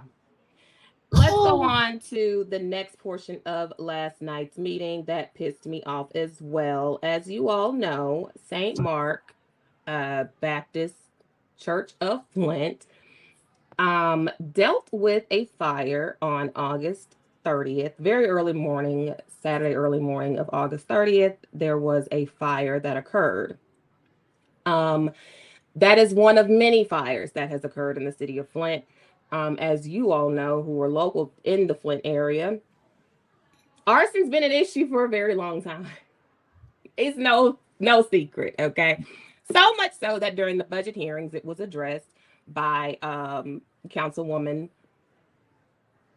Tanya Burns. Oh God, what 6th Ward Councilwoman Tanya Burns. So last night, there has during the council meeting, Chief Theron Wiggins, is it Theron? Wiggins Theron of the Brookshires. Theron. Theron Wiggins. Theron Wiggins the third. Theron Bartholomew. Say it. Theron Bartholomew. Theron Bartholomew. Listen. Sometimes when you go in, we just have to go in the right way. And I was born in Brookshire, I will stay at Brookshire, and no one will take it away from me. Every time I see that fucking mustache. That goddamn mustache. It's just so freaking aggressive. Look. But somebody told him that it looked good, and I don't want to take nothing Who away. lied? I don't want to take nothing away from nobody. Hold on, I'm taking it. past the clips. We're gonna pull up right there. Chief Bishop in these damn Harry Potter glasses and this ugly ass mustache. Listen, I am the captain of this vessel now, and you. Shit. It's so aggressive. I hate it. Cut that shit off. You imagine him doing like the announcements over the speaker at the thing? It's been a good day here at the fire office. I want to make sure that everyone's been doing the protocol the right way. Yeah. We will be getting new uniforms and getting dressed up and all that other shit with the right stuff and all that stuff. I'm sorry. I don't got no sense, y'all. I'm sorry. Not at all. We know. I have no sense. Cabin house B&B. She said, "Look like the heat from the fire blew his mustache." Like, why? Keeps the brush off of my face. No, cut that shit off. Theron Wiggins. Horatio Cornblow.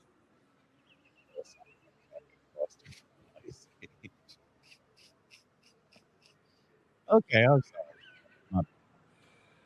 Oh, that is just so freaking aggressive. But anyway, he was called up to the mic last night and he decided to go up like some coy, innocent fire chief who is just answering questions that the council has for him. Let us play, Sir Landon. The best interest of the residents. So I'm going to let the remaining time go to the colleagues. Do you have any other questions or comments about this? All right, great. Well, that special order is now closed. All right, so now we have a brief special order. I want to call the fire chief, Theron Wiggins, up to the front so he can discuss the arson in the city and bring a little clarity to what's happening. It is Theron Wiggins. The third. Bartholomew. 6th. They have called my name. Madam Chair, He's somebody else. is this a 10-minute or a 5-minute? Oh, well, I just said 5 for both, but if we need more, that'd be fine. I thought you said 10. Don't limit my time. That's why I'm questioning. Okay, well, go ahead and make 10. Hold on, wait a minute. Did he just shush already? Not a problem. All right. He Go did ahead. just shush her. I just Thank you, that too. Madam Chairman. Because I'll be damned. Is this a 10, Madam Chair? Uh-uh. Is this a 10-minute came or a up and shushed 5-minute? her. Oh, well, I just said 5 for both, but if we need more, that'd be fine. I thought you said 10. Oh. That's why I'm questioning. Where's Wiggins at? Okay. Well. Boy. And if you don't hold up, I got you, Ariel, because I'm tired of this. Shit. If you don't sit your long neck Broom beard having ass. Okay, I'm sorry. That was RL screaming. I had to. It's for the people. Let's get it. Shit, playing with me. Go ahead and make 10. That's my cousin. Because I suspect this one's going to go longer. Not a problem. All right. Go ahead. Thank you, Madam Chairman, and to all of the council persons that are here today. Thank you for your service. And I just wanted to have some words about what's happening in the city in regards to fires. We've had a rash of fires all throughout the city of Flint, and it is wearing on our troops as well as our fire trucks with this cold weather that we have, and all of the vacant properties. We're getting a lot of homeless people that are in these houses. One died last night at a fire, and it's unfortunate but they are starting the fires. Saturday we had a fire on Kansas where there was a family in there that was burned, probably 3rd, 4th degree burns on their bodies. They are clinging to life in the hospital. And so we are running night and day chasing these fires. That's just the homeless. What we've done for the homeless with the city administration and the fire department, we have 150 spaces for homeless people throughout about 6 different shelters in the city of Flint. We have 150 areas where these folk can go and get warm and get food, and we have set the rules that they can stay in those places safe. In the event of arsons, we have a person that's been trained by the state of Michigan and also the police department that is a certified police officer, and we call him out to do arsons and investigations, and also the police accompany him to do the arson investigations. Arson is the most easiest crime and very easy to conceal because it's done mostly in the dark of night. And most of the houses that are burning are vacant and dilapidated property. But what I would ask this body, I feel that people love watching the city council either on your TikTok, either on your Facebook, and whatever media that you guys display. I would ask that a lot of the rhetoric and the irresponsible things that you're saying over your network has a great effect of people starting fires. And what's happening is we have a young crew, about 50 young firefighters, and it's wearing them down. It's tearing up our trucks. Shit. Because just the minute when speech in this chamber goes out against nobody is doing arson investigation, nobody is doing anything, which is not true. And if that was said by me, it was a mistake, because we do, from the firefighters, we all go out and deal with investigating these fires. Do we find some? Not really. We have a person that's being arrested or was arrested for arson. He was in a vacant house living there, and he did start a fire, and we did catch him, and he's being prosecuted. And we are glad to have that, but most of the arsons go without being prosecuted because there's no one to do it. And believe it or not, when you take a case over across the street, The prosecutor wants to know the value of the property. If there's no value to the property, then they're not going to spend the time and the effort to try to put someone in jail because there's no value to the property. So the science of it all, we all need to work together. We all need to work together. I want to thank this council again, how you have, through the years, supported the fire department. You have supported us, and I think every time we come to ask, you guys support us. Because of your support, we ran 4,000 ambulance calls. We've saved those lives, 4,000. And we brought that money to the city for those responses. So we're doing all we can. Anything we can do any better, just let us know. Thank you. Thank you. Thank you so much, Chief. And I would like to extend this. Madam Chair. I heard Ms. Priestley first, and then was that Mr. Pfeiffer or Mr. Jim? All right, so go ahead. So, Chief, I've said this to you very loud and clear, that if we have arrested somebody, we need to make a big deal out of that. We need to show that we are serious about prosecution of arsonists and what they're doing to the city. And I also understand that many of these structures are going up because they are cold and they're hungry and they're feeding themselves and they're heating themselves up. I was driving down Woodrow a couple weeks ago, and I've said this before, and I saw people running from the home that was fully engulfed.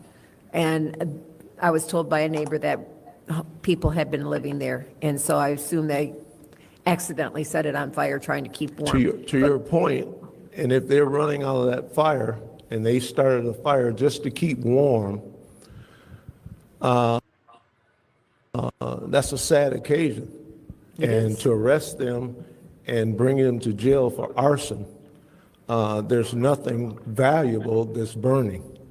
Those houses are open and accessible. Land bank doesn't do their job to compact them together so they can't get into them. Even our Flint schools. Our Flint schools are wide open. I understand and I applaud their accomplishments, but they have a lot of work to do. But we need to make a big deal out of catching someone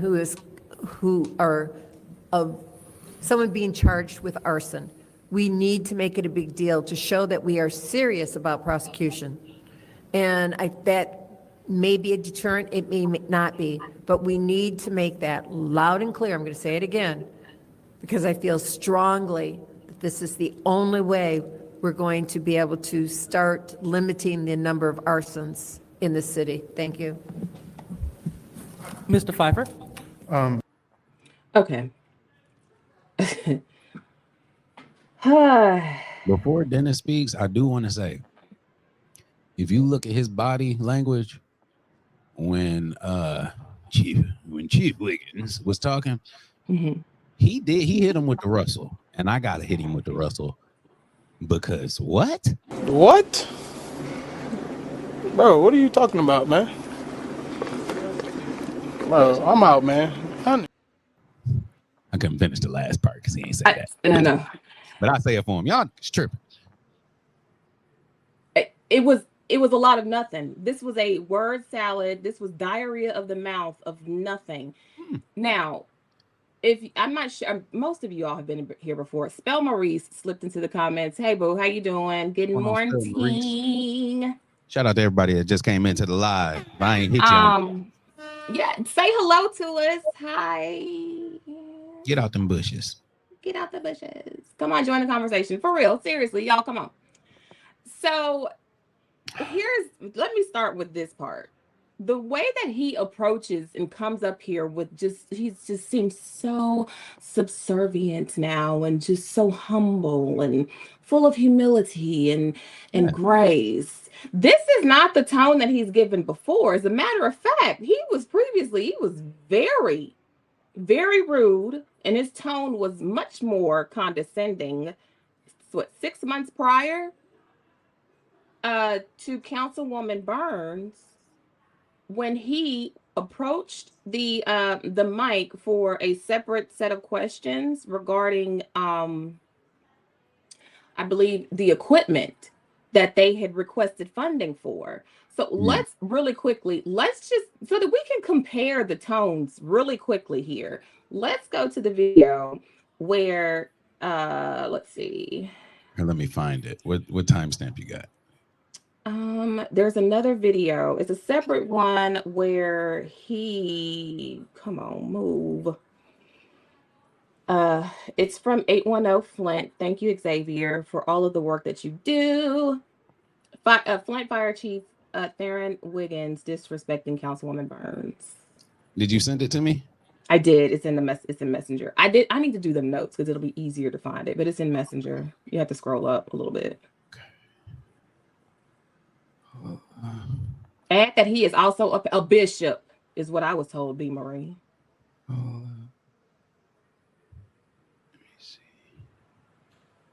Let me see. But his tone has completely flipped. And that is just, I think, one occasion where he was disrespectful to Councilwoman Burns. You see it? Which one? Okay, you said disrespecting fire chief. Okay, I got you. Yes.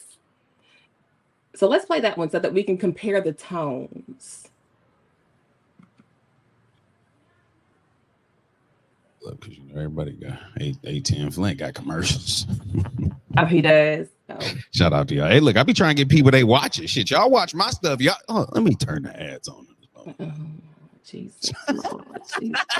Let me turn the ads on too while y'all. Lord have mercy. But that shout out to 810 Flint, who covers. He does an amazing job covering information on the ground in Flint, Michigan, and abroad. Hell, he's done a better job, better than local journalists, if you ask me, with covering certain things that are happening in Flint. I love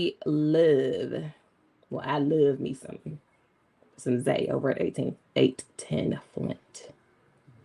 Follow him on Facebook and YouTube. Yeah, so there go the logo right there. If you don't see it, and if it ain't got that down lion at the top, because you know that's big Leo energy right there. Are you a Leo? My bad. What you say? Are you a Leo? I mean, they call me diarrhea because I run chat. But all I gotta say is, if you don't see the lion at the top of the page, you're following the wrong one. All right, you ready? Yes, I'm ready. Because you know I got my aquatic fish over here I've been searching for. You too, Chief Wiggins. Could you head this way, and I'll start talking, because that 5 minutes goes pretty quick. Mm-hmm. So the equipment that in the deputy chief, well, I get a 2 for 1. Chief Wiggins isn't coming. He's the department head, isn't he? Yeah, I would like Chief Wiggins. You're the deputy, right? You can both come. So as we were talking, you had stated that there was equipment that was outdated. What all equipment was outdated? SCBA tanks that need to be replaced. So tanks. SCBA type breathing what else? equipment, cascade system to recharge the SCBA tanks. So the cascade system, and what else? And we have a need for a generator system to provide these. The generator, which I heard him on Mayor Sheldon Neely's show when he called us terrorists. I heard him say that he needed the generator in case he needed to raise the garage. We are to protect our democracy, our cities, and our communities from evil domestic, foreign, and internal Damn, did I not have a time? terroristic tactics. I didn't. Okay. And that's what we're witnessing now inside the city of Flint. So I do want to say this. So is it anything else? I got 3 items. Those 3 items, right, Chief? Those 3 items. Be quiet. What were you asking? Wait a minute. How many? I've got 3 items that needed to be replaced that were. Yeah, he got it. Why does he feel so Did he just tell Ariel to be quiet? Wait, hold I don't get it. on. I don't get it. All right, go ahead. Hold on, I was trying to put this up there. Video I'm credit. sorry, don't. Flint, shout out to y'all. Go ahead. Damn, I skipped something. Go ahead. Were crucial that on the press conference where we were called terrorists by the mayor, and that as if council members did not care. One thing I feel very firmly about is that all Are you asking me a question? I'm asking you a question. All I can speak on is firefighting, fire And that's what department. I'm talking about, because it Okay. was made at the fire station. Okay, what is your question? Let me get it out. Oh, Please pause the time. Madam Clerk, thank you. Or else stop yelling out. Go ahead and restart the time. So one thing I can say is I believe that we are a council of 8. I believe that every single person would approve if you ever needed any crucial equipment. I don't even have to doubt that.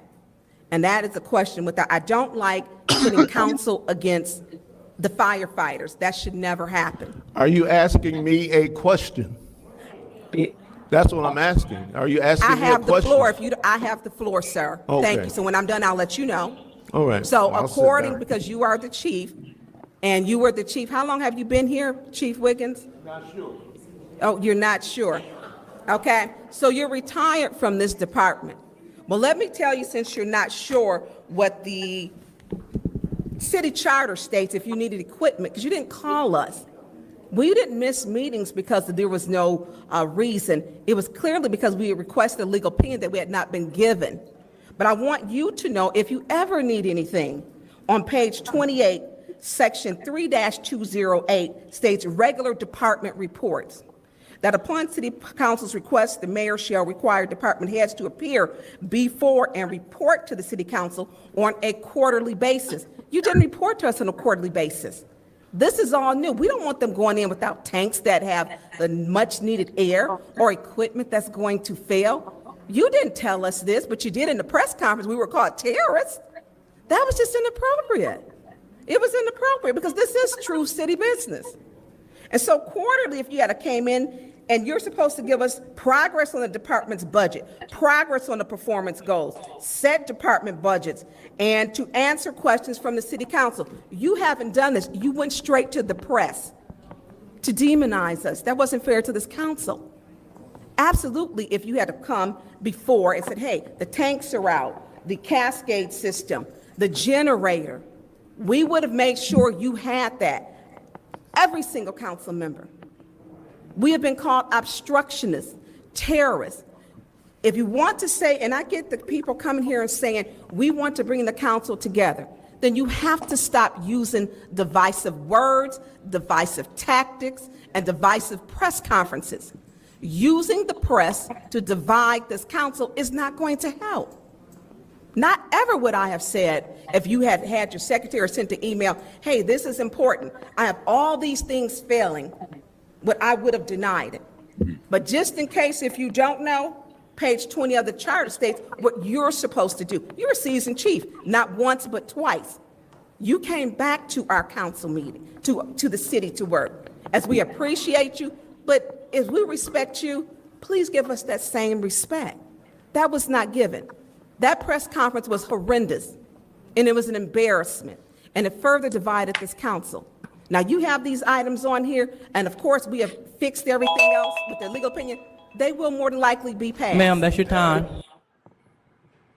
Okay, now, note the difference in his tone. He gets up there, he takes his damn time, he interrupts her as she's opening her segment on her questioning and her line of questioning, because she's prefacing it by giving information that is important to building up her question.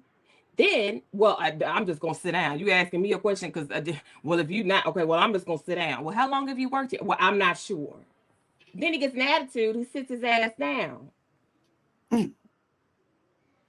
Totally disrespectful and disregards the leadership that is before him on the dais. Dais. Hit that word. 4-letter word. But I can't get that one. I can get all the other 4-letter words, but not that one. Disrespects her position as somebody who he needs something from her, but he's being a total asshat as he walks up here. with this fuzzy ass napkin spread across his face, and is just disregards everything. Now, we see the tone here, and the tone that he displayed last night, that's night and day. So let's go back to the video and let's start with Dennis Pfeiffer's response. So this is Dennis Pfeiffer coming up. Yes. I think okay, yeah, or no.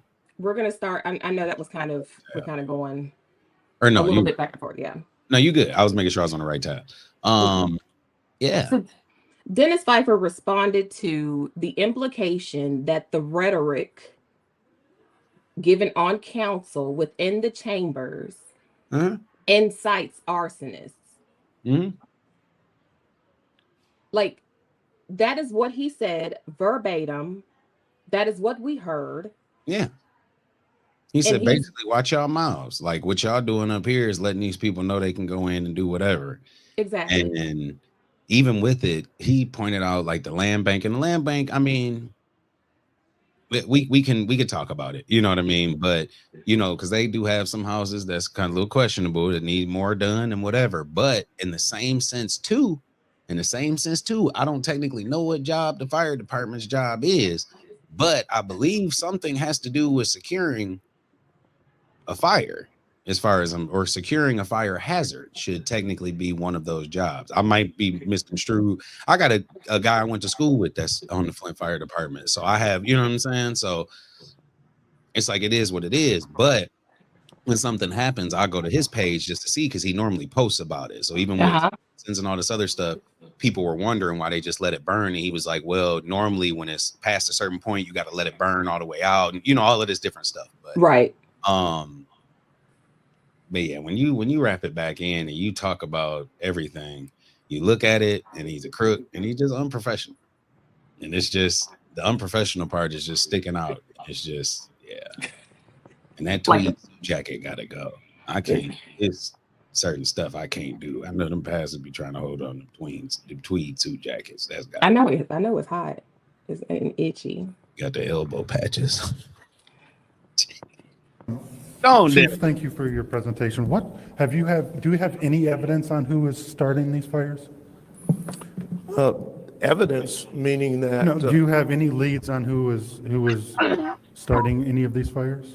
No. No, you don't. So you come up here and you spew out asinine comment that we are causing these fires. I mean, I didn't hear you. Can you say that again? I said you have zero evidence and zero leads on who is doing these fires, but you come up here and spew an asinine comment that the rhetoric on this council is causing people to start fires. Now, how ignorant is that?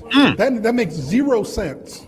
First of all, to answer your question, Mr. Pfeiffer. What proof do you have that anybody watching We it? do have evidence, and they are in jail as we speak. Because and they said that, I got inspiration from watching a city council meeting, so I went out and burned Their reason for starting a fire is between the investigators. We don't come out and display why people started a fire. That's up to the prosecutor, that's up to the police and the court system. So obviously, somebody said that they watched a city council meeting and said, I went and started a fire. I didn't say that. That's exactly what you said. That. No, that's exactly what you said. You said that's exactly what you said. You said that the rhetoric on this council is making people go out and start fires. I said,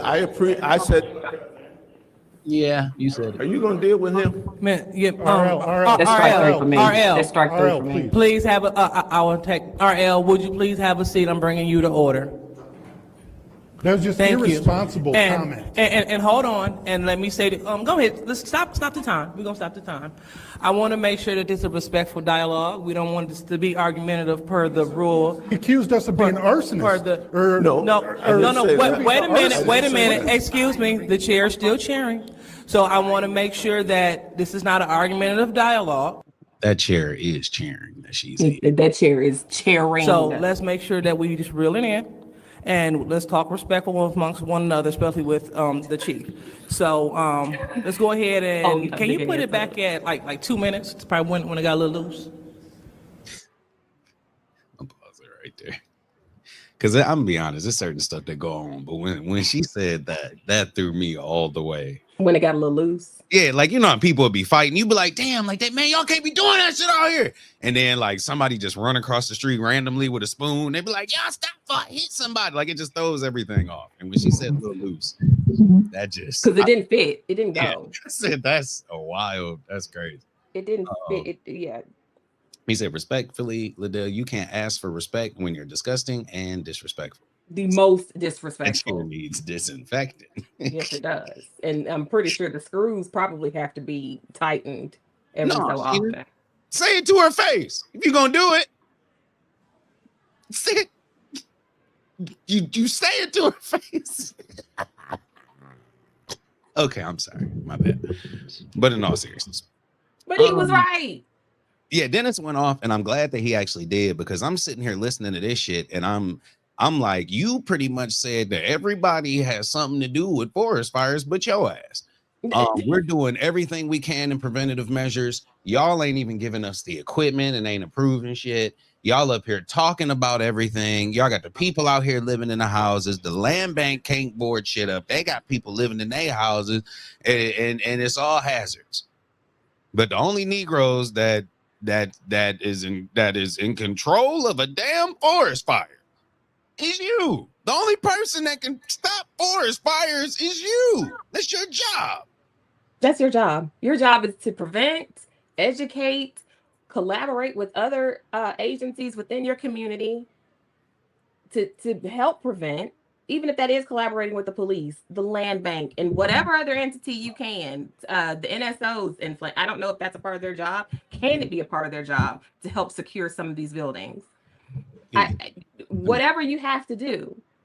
I gotta adjust for this one. I'm sorry. Can I just get one real quick? If to do the damn job the right way, you need to go find them damn houses that got all that trash and shit on the inside, because common sense would tell you nobody's living in those. And if the abandoned houses got so much trash in them, maybe the motherfuckers is living in the houses that don't got the trash in them. Like that would be the first place to start the investigation. But instead, I'm driving by the firehouse. You over here doing interviews. And that's basically what Tony was trying to say in the first video that we showed. You're doing a lot of talking, but no damn action. I'm sorry. My bad. I'm pushing it back on. My bad. That's the first point of, like, if you talk about starting and you're trying to figure out the whatever, I mean, the fire department has an arson investigation person. I mean, that's what their job is. Like, well, it should be, not proactive, not reactive. Exactly. And it's literally like in Flint, and it's nothing to say it, but I actually get pissed off about it, because me and my kid go hood house looking. Like we drive through the hood, we just look at houses, because sometimes it be some shit. But I used to be I'll be one of the people back in the day, like, shit, there's a whole fence on there. You know, you take that fence back, man, you get you about $47. But now I just look through shit, because like there was a jacuzzi sitting out in the middle. It was over off of DuPont, sitting out in the middle of this yard, but it was deteriorating. So we would go by and just look at it. Like, and I told them, like, one day we might pull this bitch up, but it's a bunch of raccoons or something probably live under there, whatever it is. But anyway, they started dumping tires in the yard. So we would go by and then like we would just check on the jacuzzi to see like if anything was. We just do weird shit. I'm sorry, I got mixed kids. So my whole life's different. All right, but we go through the hood and do shit. I look at different trees, like it's trees that grow, like that's still growing. The houses be crazy, but the trees be wild. Like we Tree City, USA. People don't know this. Like Flint is Tree City, USA. We got all types of trees. So I do random shit. Which is why the whole tree cut down thing is a big deal, right? Yeah. Okay. Like our wood is worth a lot of damn money. Our Habitat for Humanity's woods is like $200. You'd be like, shit, just for a table slab, nigga. Like, but in my mind, when you're looking at these houses, you got houses that are filled with trash. So dumping has become a problem.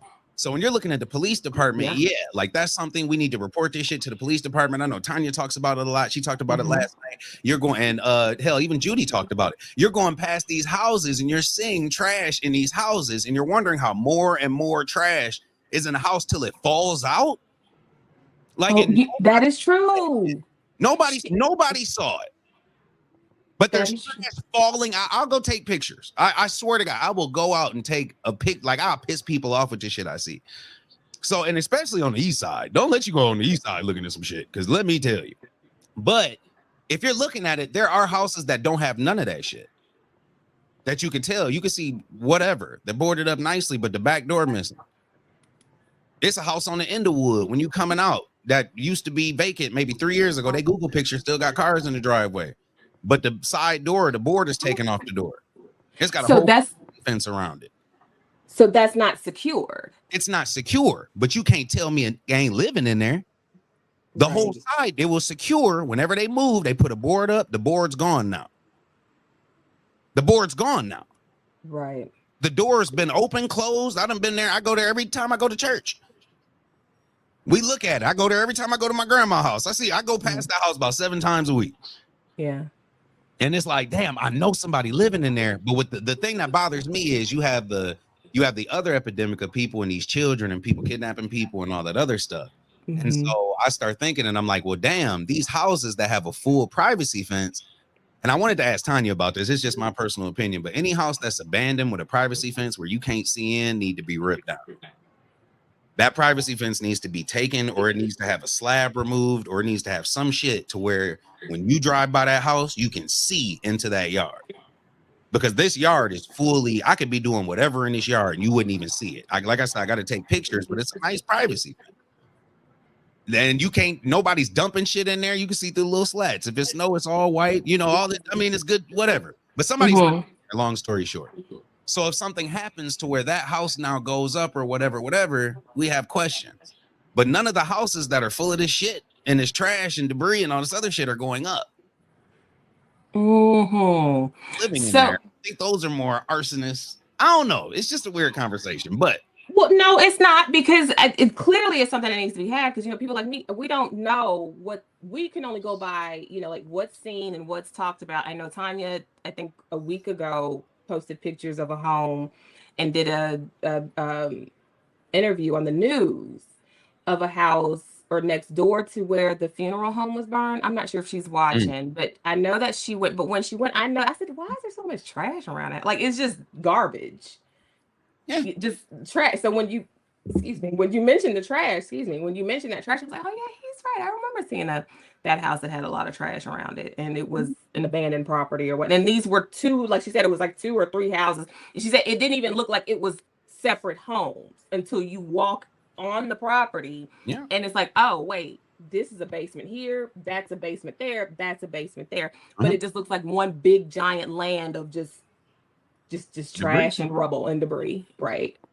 And so I mean, like, let's say Ballinger, like for those of y'all that's here, Ballinger by Burger King, where them houses just keep mysteriously catching on fire out of nowhere.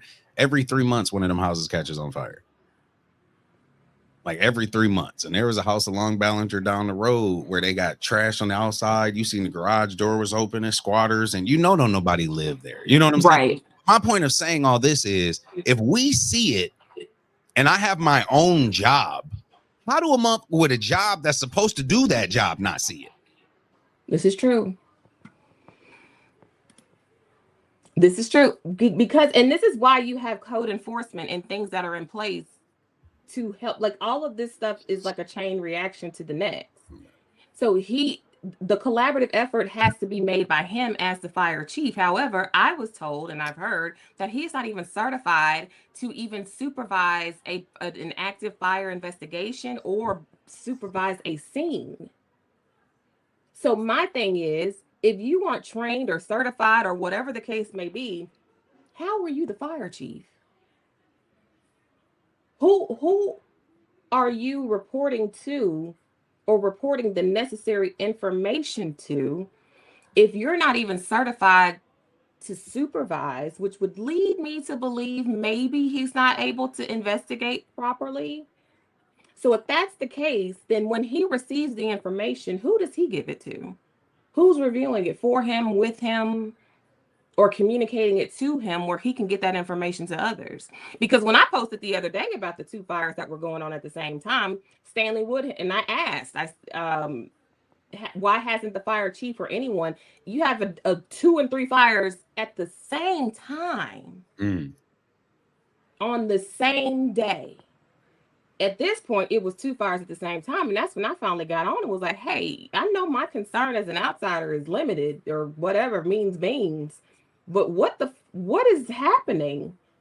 And I understand that there are going to be situations where there's going to be people who are homeless, which is not a crime, who are going into these homes, who are looking to warm up. And I felt so bad for Karma Lewis when she was speaking to, just a little bit of a segue, when she was trying to speak to what the land bank can do to help with that situation. That's a really tough one. And I actually felt bad for her because it clearly became upset about it. But my point is, we know that anywhere else, that would have been top damn news.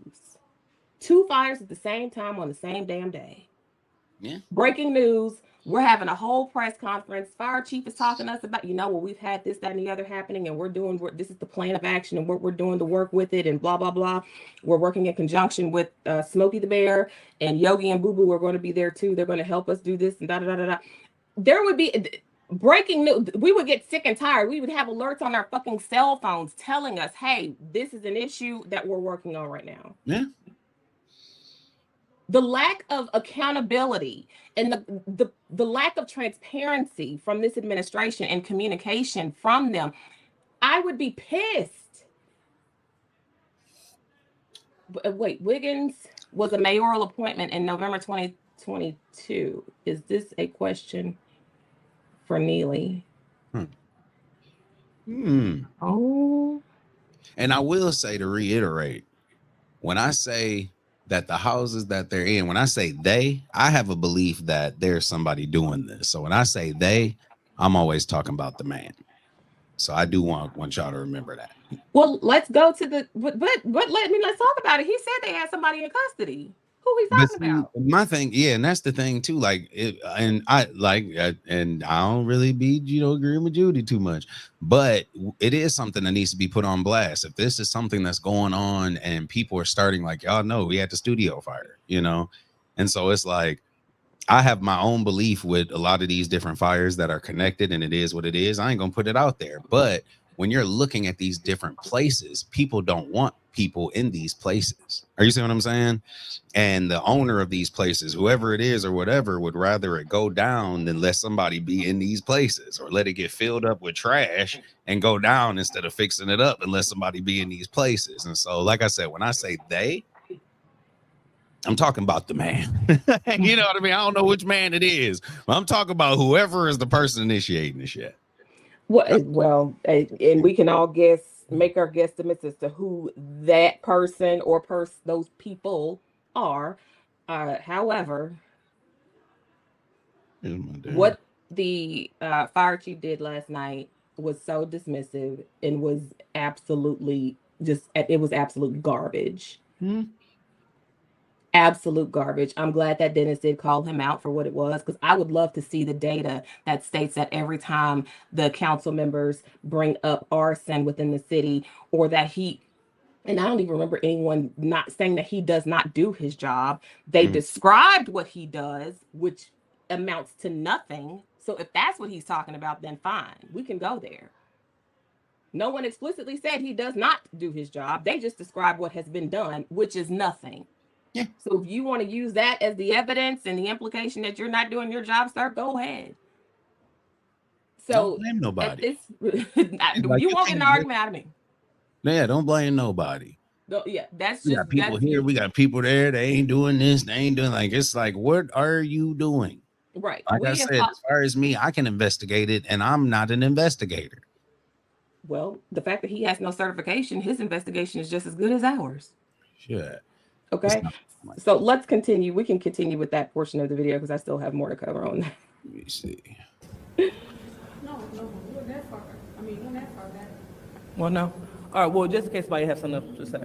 So, go ahead, Mr. Pfeiffer. I'm done. Okay. Okay, thank you. All right. Mr. Pfeiffer, in respect of what your comment just was, I wasn't saying that every councilman.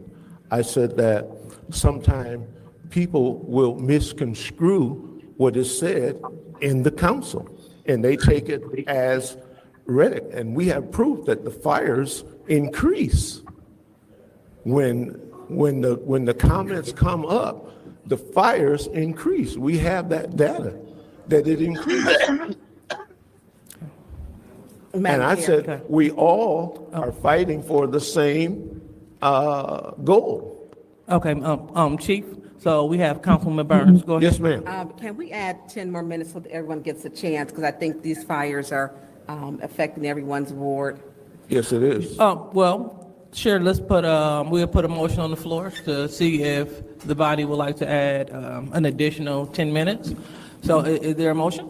I mean, support. 10 more minutes? Supported by the councilman in the first ward. Mine is quick. So, roll. Thanks a lot. So, roll call, Madam Clerk. This is to add more time to the fire discussion. I'm sorry, Mr. El-Alamin supported, but I didn't know who made the motion. Councilman Burns? Yes. Dr. Lewis? Yes. Ms. Johnson? Yes. Ms. Priestley? Yes. Ms. Winfrey Carter is not in. Ms. Burns? Yes. Ms. Mashat? Yes. Mr. Pfeiffer? Mr. Jarrett? Yes. Mr. El-Alamin? And the vote is 8 yes, 0 no. The vote is 8 yes, 0 no. Go ahead, Ms. Burns, you have the floor. Thank you. Thank you, Chief, for being here this evening. Hold on, Ms. Burns, real quick. Can we still have our minutes? So it should be like 11:06? Okay, thank you. Go ahead.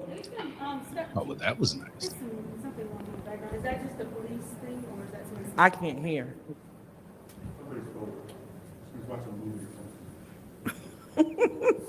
Oh, all right.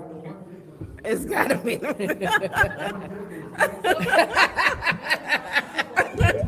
All right, we're bringing you to order, Mr. Taylor, in your movie. Thank you. All right, so go ahead, Ms. Burns. Thank you. Chief, thank you for being here because I do have questions. So I was the one who did state at our last meeting, because during budget hearings, when we are to have dialogue and asked you, I did ask you, what are we doing we have arsonists, and we have very good dialogue if you go back and watch, and I'll email it to you. And so you did state that you were not doing anything at that time. You had stumbled across someone. So I know that we have to talk about it because it's a problem. And I do know, because I've been to the homes, several of them, and I know that they light fires. I don't know if you were in here, a lot of them like to go to the older homes where there's a natural fireplace because they can burn in there. I've had several burn down to the ground where the homeless, and I literally made a call and asked them, I agree, arresting them doesn't solve the problem. What I do know there's a problem is there may be 150 beds available, but it's probably 300 to 400 people that we have that are homeless. Market rate rent is not a rent people can afford at $1,200, $1,400. It's just not. And all these people, they're not bad people. They just fell on bad times. Yes. So with that part, but I am concerned Thanksgiving Day. Literally, we could not turn after the ladies who are here with us, the coalition, Tanya and Debbie, and I call it Detroit Street still. Fire engines were from everywhere. From Rankin Street, Consumer Powers was out. 3 homes that were a week ahead on right down from Christ Fellowship were burned. Then Rankin, then Genesee. There were so many fires. And at the yeah, they were just the whole area, just engulfed. This was Thanksgiving Day, and then I worry about the toll it's taken on the firefighters with running the opioid, because they're showing up. Yeah. And if you're doing fires, you're doing opioid, usually you get a run, but the runs, it seems like it's constant now. So that part, how is their morale? Morale is good. They get paid every 2 weeks, and we get them the best equipment. And the ambulance, we have 42 people in the ambulance services. That's all they do. And then the rest of them are firefighters. They switch on, and we get the job done. Okay. I know I am concerned about that because we have an opioid crisis, and we also have arsonists. And I'm going to agree with, and maybe you misspoke. No one here is inspiring people to start fires. Not at all. because it's dangerous. And the close proximity with the home in the city of Flint is very close, just the driveway. And depending on which way the winds are blowing, those winds can easily blow over to someone else's house. For instance, when you showed up on my street, the night that you did come out, when the home on the corner of Berkeley and Ballard, not the building, the old medical building, you came out. Everyone, we had to go outside of our homes because the wind was blowing, and it was to catch they evacuated 5 doors down. And so when we talk about this, I am deeply concerned because, like you said, they're lighting them up, they fall asleep, and it's very real as the temperatures drop that we are going to find people who are deceased and frozen. Yes, ma'am. To your point about the message, mixed message. I'm sorry, can we pause the time? That's the thing. That's the fan? That's the heater. Oh, no, there's static. There's static. Oh, I can't hear anything. I was trying to get my ears up here. All right, so, Mr. Mitchell, we bring, again, Madam Chair, is that bring it to order. speakers? I don't hear anything. I can hear it. But it is Yeah, it's, But Councilwoman Burns, when I spoke that we weren't doing anything, our arson investigator was not yet qualified, getting out of the police training and being trained to do the arsons through the police department. Now we are. And that's great, but I think when we say, because I think all of us have dealt with fires in our wards. Oh, absolutely. You know, and I literally woke up at 3 o'clock in the morning to a fire that could have burnt down 3-4 homes on my We were wondering why street. you were up so early. I threw my clothes on and ran down. Okay. So my other Totally different concern tone. is St. Mark. We had a fire bombing, you know, and there were some protocols where they wanted to come out. And I think that, I don't know where we're at with no one's arrested or charged. May have been arrested and taken it, but I know that the ATF is investigating that. But I want to make sure that we follow through on that because no church should be firebombed. I mean, Well, we don't know if it was fire bombed.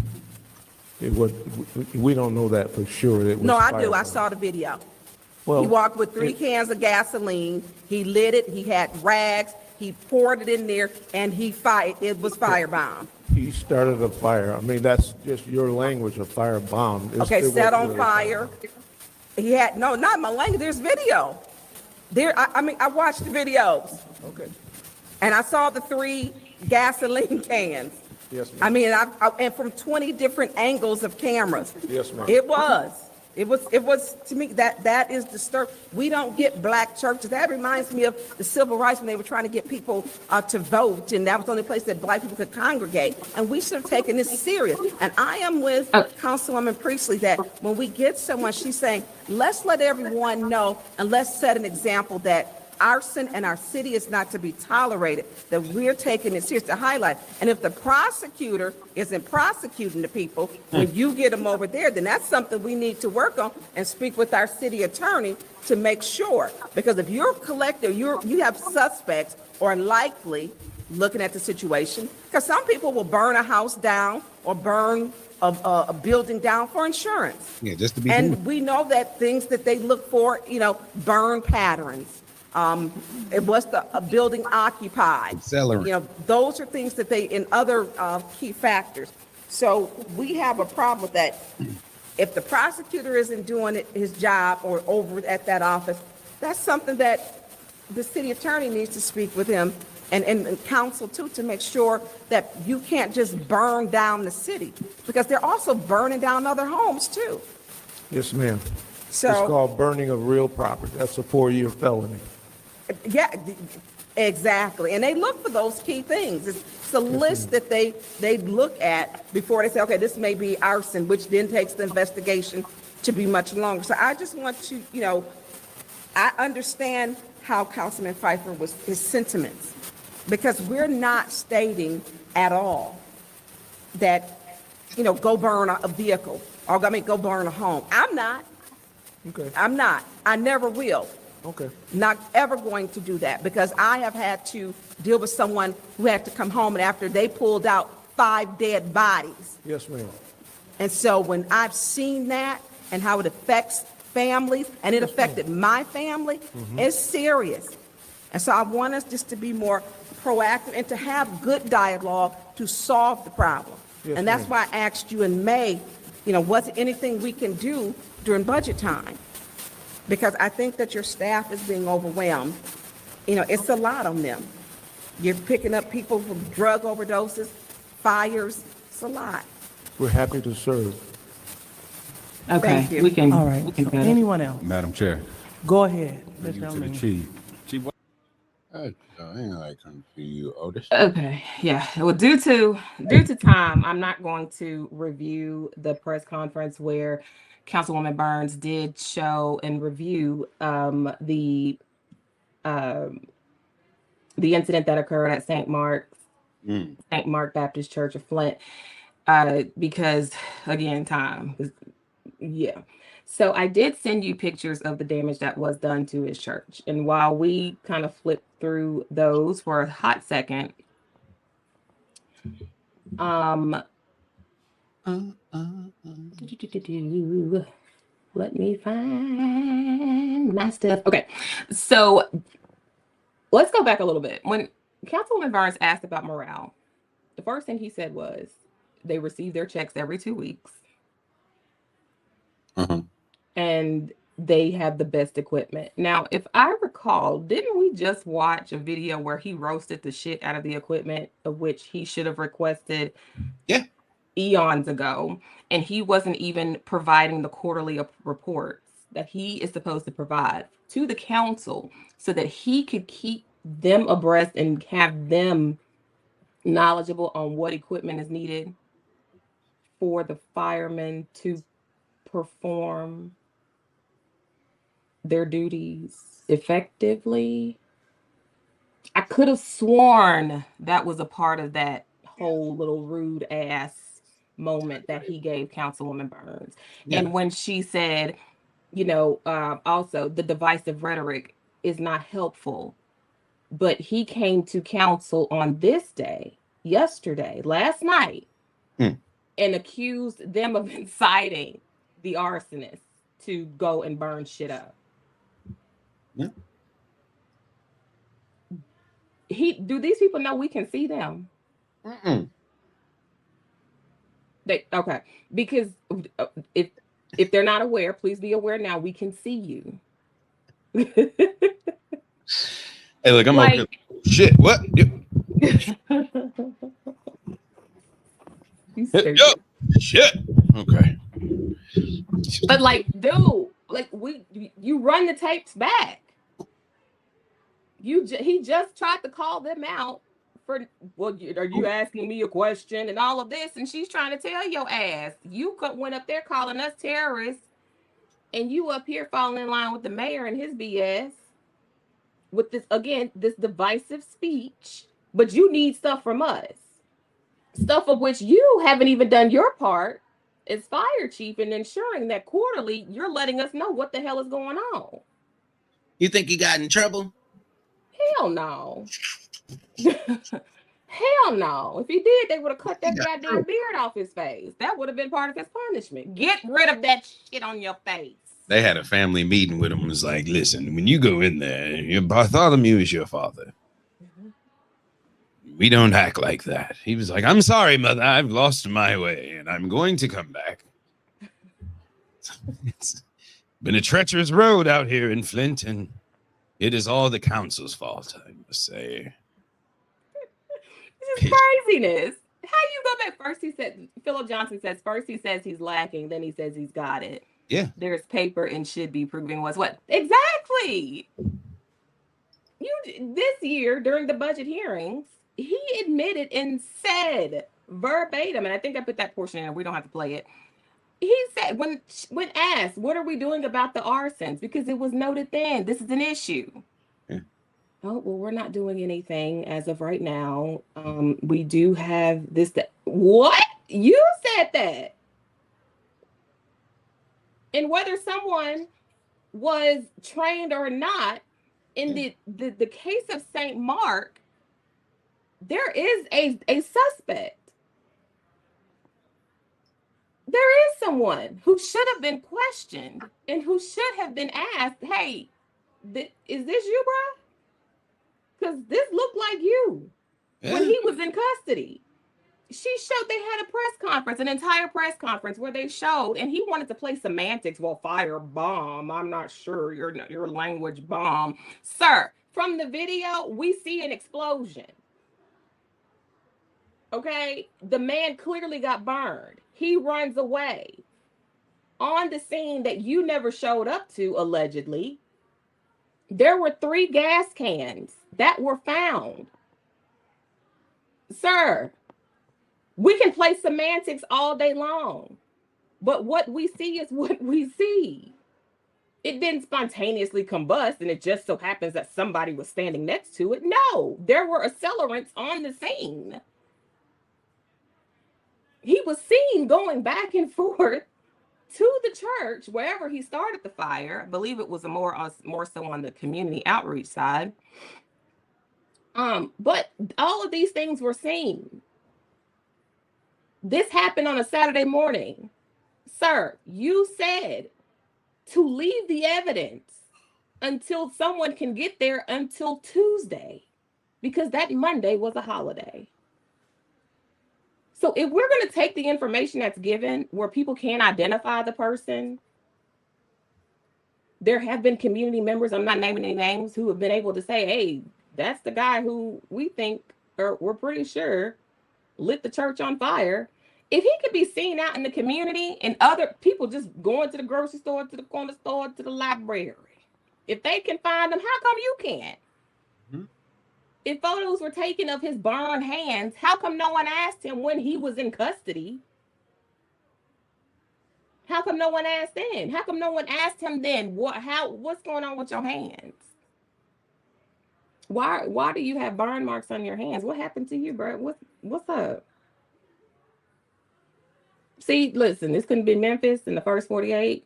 Sergeant Carolyn Mason would have had this shit in the bag. There we go. She would have gave him a bowl of cereal, a hot coffee, a cigarette, and he would have been singing like a canary. Yeah. He ain't never been loved like that. Okay? Had damn gas cans and shit. No, I do. While we into it, because I do, and you said something, even with this, like when they're talking about putting everything out on blast, like I want to know, because we had situation at the studio, right? Mm-hmm. So, we walked in and it was just like, damn. And so they were saying, like, with the use of the accelerant, you can see the accelerant or whatever does this to whatever. So it looked like little webs all over the place, but they say it's the way that it goes through, whatever it is, right? Mm-hmm. And so, here, let me just pull this up real quick. It's just real quick. But even when you're looking at, there I go. Y'all follow me on Instagram. Even when you're looking at this, you try to open a business in Flint. This what they do to your. So when you look, and this was outside of, this was the next door building. Mm-hmm. This is what they do, bro. But that carried over, and then ruined some other stuff. And so the part that we could get into for the moment was the part that didn't have a bunch of shit in there. But when you're looking at it, and when you were talking about the person, it's like, my question is, where is this person and where was they back in August? Are you seeing what I'm saying? Like we're trying to figure out where these people are, because people are trying to connect dots to some shit that might happen to them personally too. Exactly. Like this might be a big thing. This could be one person. Like, what if it's one person and they admit to all of this shit? Or it could be a string of people, or it could be whatever. So when you have like a homicide investigation, you're trying to piece everything together. We want to know that this man is caught, or that this woman is caught, and we ain't got to worry about whatever it is they were doing, in a sense. You know what I'm saying? Mm-hmm. And I don't want to bring up stuff, but we had the guy that was going around the serial slasher years ago. And so the big thing was, is he caught? Who is he? Whatever. Once he was caught, he put the news out there. Now we feel a little bit better. Yeah. In the same sense. So it's like, I get, and like I said, I'm with Tanya, I'm with Judy on this one. The information needs to be put out there. But then also when you're looking at stuff, like, people need to start speaking up as well. Right. there are issues in other communities to where their communities do well because they don't allow that bullshit. They don't allow people to come in there and tear shit up. They know that their cousins be on some random shit and they just don't invite their cousins over. But a lot of us know people that do whatever, or somebody knows people that know people, you know what I'm saying? And it doesn't get solved, but somebody secretly knows who did it. So I agree. I agree 100%. And if, let's assume that the fire chief wants to believe that it's true that, you know what, this rhetoric of we are not doing our job is what, you know, entices these people to want to burn structures down. Well, then wouldn't that mean that you would want to get up off your ass and devise a plan and share it with the community and say, hey, these are the things that we are working on to deter people from wanting to burn shit down? You might get some help. Right. Don't you want to counteract that with your own professional actions and show with your leadership that, hey, here's a plan that we have devised because, you know, we don't want council, you know, members, we don't want that type of rhetoric to you know, encourage you all to make bad choices. So here's the plan that we're working on. We're working with the Flint Police Department. We're working with the land bank as well to make sure that these places are secure. If we do find homeless individuals, we do have a plan, a resource or resources available to make sure that they are safe and held somewhere, or they're transported somewhere that is safe, where they can be warm, get a hot meal or whatever, what have you. Yeah. The properties are properly secured so that no one can go in and burn trash, wood, whatever needs to be, so that they can stay warm. We're ensuring that the people in our community are safe. Because if it was my family member that I find out, I mean, I wouldn't have a homeless family member, and then, you know, I would hope I wouldn't. But now we're looking at lawsuits. Yeah. Because there's negligence on somebody's end that didn't secure, whether they went in or not. I mean, yes, it's on them, but you're looking at some situations that could cost the taxpayers money, more money, if somebody decided to pursue a legal route to say, you know what, that building was not secure. This person who just so happens to be homeless may have had mental health issues, didn't know where they were or whatnot. And then here they go. They lit a fire and now they're dead. Unfortunately, you're muted. Now, this is the part I was saying earlier when I say they. And what I think is, and whether somebody does it for insurance purposes or whatever, but what I think is that there's people that, or somebody, and this is just me personally, I feel like there's somebody that just don't want, you know, so it's like they don't want the homeless people in there doing whatever. And so I think that it's an initial, I think it's somebody doing it. So I don't necessarily, I mean, you do have occasions where stuff happens. I mean, most people grill a damn or fry a damn turkey in the house. You know what I'm saying? So you're not seeing whatever. But from that, I think personally that there's somebody that doesn't want to see the homeless people in their area or the track of that in their area. And so they take those things out. And then now it just became such of a habit to where they're moving on to different areas where they now see these homeless people moving. And the only reason why I say this is because in Chattanooga, for instance, they just had a big church that burnt down. This was going on a year now, I believe, last year. Famous church that burnt down, but it's Sis's family. But in the area where I stay at, when I go down there, they were talking about how they took over an area and they're moving the homeless people out of that area. And so they were saying that they were doing a bunch of random stuff, but some guy was like burning houses out and doing whatever and making them feel uncomfortable. And people were driving by and doing whatever because they didn't want them in that area. And so now they're mostly down by here. And I was like, dang, you do see a lot of people walking over here. That's crazy. And so this is just something that kind of makes me think, you know, it's like, damn. And it's just a personal opinion. I don't know, but yeah. But that's the marker of gentrification too. You know what I mean? Like, so yeah, that is a marker of gentrification. The Honorable Councilwoman Jerry Murphy Carter. Welcome to the live. Where's her thing at? She said that should be the thoughts of the fire chief. Where is the damn plan? I agree. I am so sick and tired of the mayor in his administration. The fact that here's what I keep going back to the point that they play in your face so blatantly. it's such an insult to your intelligence how they play in your face. Where is the plan? This man, first off, I'm trying to understand how you have a chief who is not even certified so that he can, or he's not certified with whatever necessary credentials so that he can actively investigate a fire scene, or not investigate, but command or lead the investigation, right? Like, what are we doing where no one knows what the fuck they're doing in their jobs? I think I understand that there are so many residents who are just so tired. And I hope that that's where some of us as outsiders can kind of pick up and, hey, give a little bit of a push. With 2026 accountability, not to cut you off, but we just want it. And that's just one word that, you know, if it's something to where it's like, yo, I took over earlier this year, this is what's going on, I don't know what the hell is happening.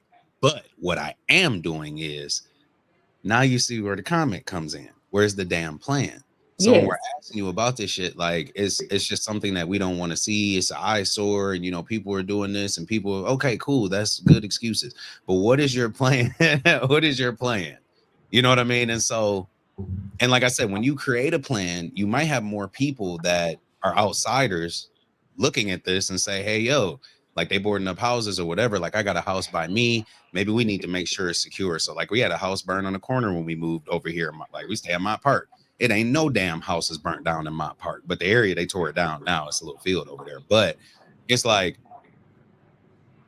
shit. Do we just want this open ass house sitting right here? Do we want whatever, you know? And you know, and then there's also the point of resources as well. So like she said, we have 150 beds, but we got 300, 400 people that need a bed. And so it's like we have other questions that we can get to once people start taking accountability, and then the plan starts coming, then that other shit formulates around that too.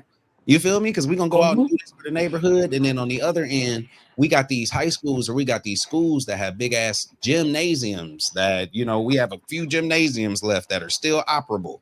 We can, you know, we're gonna warm them buildings up, and we're gonna do whatever. We're gonna secure that, so then it keeps people out of the neighborhood and doing their own shit and they have a place, you know. So all of it plays into each other.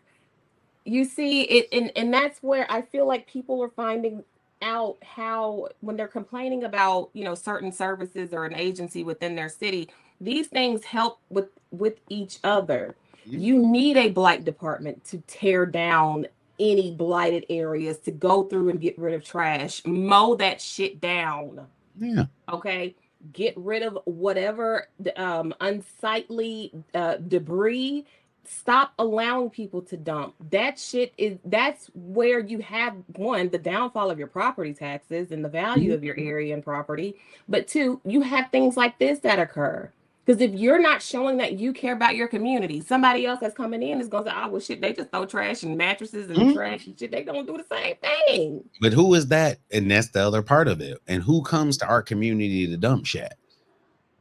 Are you following what I'm saying? So who brings these trucks to the community and backs these trucks up and gets caught on camera stripping vehicles down and big trailers down by council people and try to get the hell on out of Dodge? You know what I'm saying? So nobody does it to their own neighborhood. They go somewhere else and do it to your neighborhood. Right. Where they know you don't care. That shit would never happen. Where don't let me see you sitting at a house that I know don't nobody be at, because I'm telling. I'm snitching. Shit. I'm singing like a canary. I know don't nobody live here. But it's a damn Saturn. Okay, all the hubcaps, not rims, hubcaps are gone. The driving away now. No, and it pissed me off so bad when Tanya had bust out the dude who had the trailer. Everybody told me, mind your business. No, hell no. No. That shit won't happen. No, that shit won't happen over here. Get that shit up out of here. Don't be out here stripping the damn trailer and leaving it on the street, and then it ended up in the 4th Ward. People ain't nosy no more. What happened to where your grandma stay? Listen. What you know over here? Where your grandma stay, your daddy stay, your mama stay? Listen. If not, you're supposed to be over here. There were people who used their nosiness for good. Okay, now for that, don't use that shit for evil, but use it for good. Look, that car ain't never seen them before. And there was some shit go down. Gertrude can tell you, hey, it was this car that I noticed 2 nights ago. Yeah. I was vacuuming my yard and I noticed that car was out here. Hey, look, they out there smoking. I mean, and I don't care what nobody doing, but my thing is find somewhere good. Don't nobody know what you're doing inside the car when you sitting in front of their house. Yeah. That's crazy work. You won't sit in front of your own damn house because you can't, because you get in trouble. So you come and sit in front of my house? Keep that because when we put up Christmas lights, my neighborhood is like a little Christmas village in the wintertime. And we know to look out for it. Like in the back of our heads, we know people are gonna be slowing down and all this other kind of stuff. But it's still a little bit of that. What you slowing down for? Oh damn, I forgot Christmas lights. But even when we're putting them up, because it's several of us at the same time that they be putting them up. But still, it's like, and then you even have people who will stop and take pictures in front of your house. Y'all don't do that, but okay, we get it. We got a house on the corner right now that's, I'm gonna be honest, Sheena, it might be dogging some of your neighbors now. Well, that's fine. Do that. They come out to the neighborhood to see this house. They posted it online. I was like, damn, they said they was giving out hot chocolate and cookies. I was like, what the fuck is? They said, it's gonna be a lot of people. He came out, he was like, it's gonna be a lot of people down the street this week. Like, damn. Well, I think didn't Tanya interview him? Councilwoman Burns interviewed him last year. Possibly, because he is in the 6th ward. Yeah, I think she did, and he does that, I think, every year. But we have ward out here holding this bitch down. 80. Okay, I'm sorry. It's like this little 80 home little block, and every year, most people go all out. Pretty much every house. I personally didn't go as far out as I usually do, but hey. But every house is lit up for Christmas. And, you just kind of, but my point is, because we're not used to that, the moment a car that doesn't look familiar, and we know it's one way in, one way out. Ain't no cutting through. So no, we know the unfamiliar cars. We also have the police. They ain't doing shit else. They'll just kind of drive by. How you doing? Look at that big old pretty dog. My Rottweiler of all dogs. Look at that big old pretty girl, and this and that, and then they keep going. Mm-hmm. But yeah, they're gonna go where they know the shit will be allowed. Yeah. And if you, as a police officer, the police chief, the fire chief, the mayor, who acts like he's both of those, and all this, if you want to ignore the source of the issue, then hell yeah, the residents have every right to cuss you out and talk shit, dog you out every chance they get. Because, sir, you are allowing this shit to happen from not just the source of people and constituents who are coming in and trashing the place, but you're also allowing the people who work for you and collect the goddamn check from these folks' tax dollars to allow this shit to happen. So now, as a resident, I got a double problem with you. And it's a personal thing of opinion. Like, this is my opinion right now, and if you want to change it, then do something about it. Like, this isn't that whether you were in office, whether this person is in office, whether you first chair, second chair, third, like whoever it is. Like, if I have a personal thing to say about you, I might direct it towards you. I might not have nothing against them right now. Are you see what I'm saying? Like, I might like what they're doing. They might be lined up with something that I got going on, and they giving out food in the community. But my issue is this, and whatever my issue is, even if it's you ain't giving out food in the community, but such and such is. It's like, if you are giving out food in the community, you would want to change that perception. Maybe post a picture or some shit, or maybe give out more. You know what I'm saying? You just want to change that image. And so 100% of what you're saying, it's like, if you see something going on, or if you feel some type of way about somebody speaking up about their own shit, then change that image, change what it is. Exactly. If you feel, as a fire chief, feel like people are coming at you and you ain't doing whatever, come up with a plan, put that shit out, put it on the board. Like, man, overly plan it now. Like, I got 8 plans. Like, shit, what we rolling with? We rolling with everyone. I'm gonna let y'all, do too much instead of too less. Too less. Are you see what I'm saying, though? No, it's the truth. It's the truth. But we keep coming back to that same thing that you stated. You got a problem with it, then you need to do something to change the image. Shit, you feel me, RL? Yeah. All right, I'm sorry. Yeah. You got to change the image. And he got up there and spoke some shit. Now, if you listen to what he said yesterday at the beginning of that meeting too, he got up there and spoke some little stuff. Then he went into the Lions at the end. He just wanted to give a quick shout out. I think he was trying to get the TikTok. He was trying to get famous. But he had some words to speak too on some real stuff. So it's Ariel always does. I don't care what anyone says. That man is JP said it yesterday in the comments. He said, I think he the feds. I don't think you're wrong. You know what I'm saying? I think he breaks character every now and again. But that's just me. But I'm just saying, he always puts a twist on it that keeps you thinking, keeps you guessing. But he don't be lying. Yeah. He don't be wrong.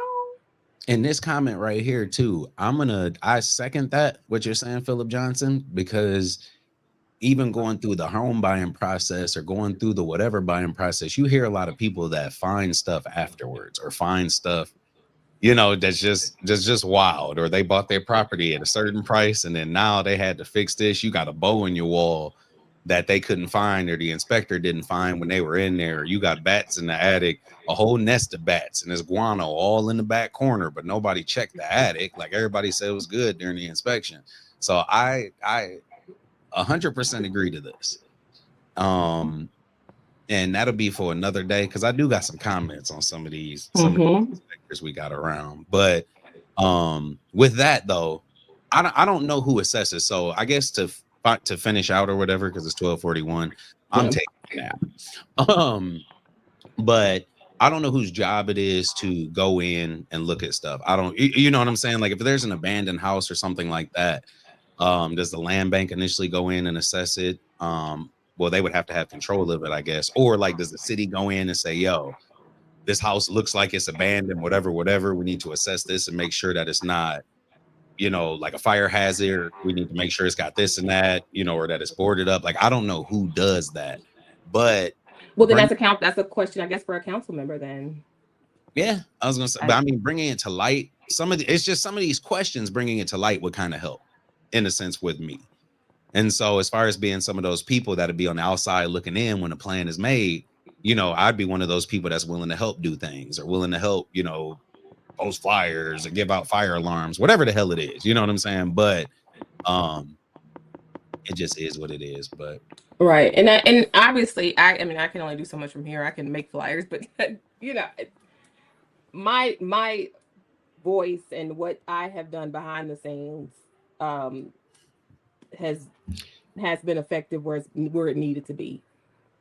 And no one will, only the people who need to know what my behind the scenes work has been. So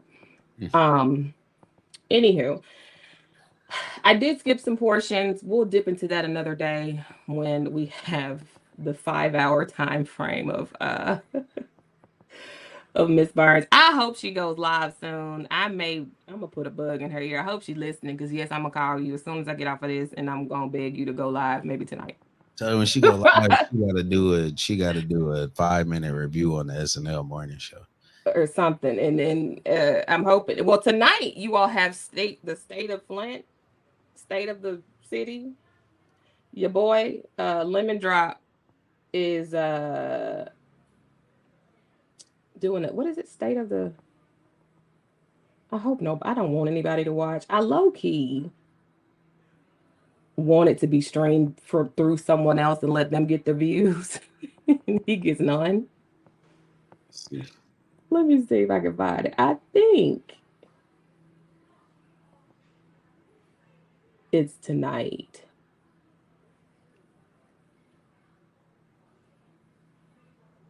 What is it? I know I saw his ugly ass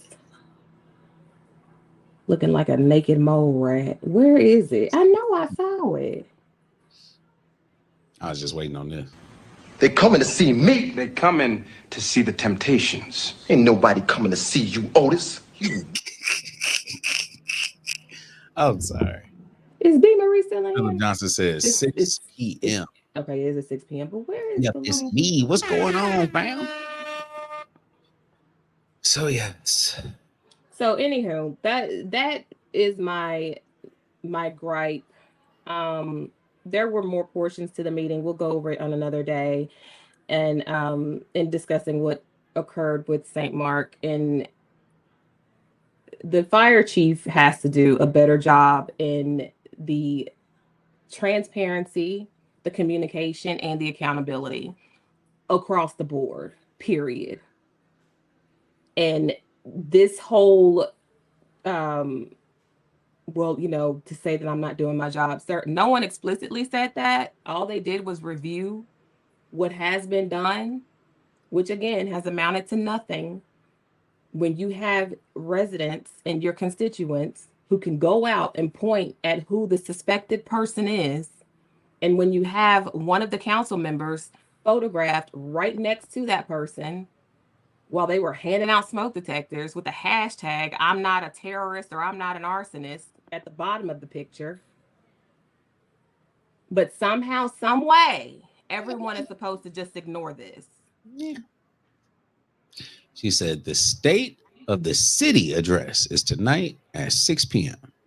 The Capitol Theater. Capitol Theater. And I think this will be streamed. Do we want to live react, or do we want to just let him do his thing? Shit, to be honest, it depends on how I'm feeling a little bit. Shit, I ain't getting no damn sleep. Y'all done had me on here yesterday for about 8 hours.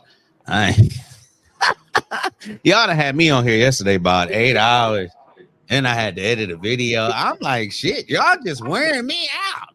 Well, what I can do is show me and I can stream it, because I'm not doing all that extra stuff that needs to be done. And then just show me how to, and I can stream from this end.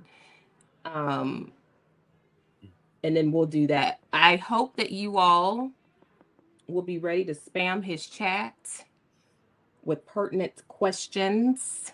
Tell them to watch the SNL show. Okay. And then we're going to be in the chat plugging in our link.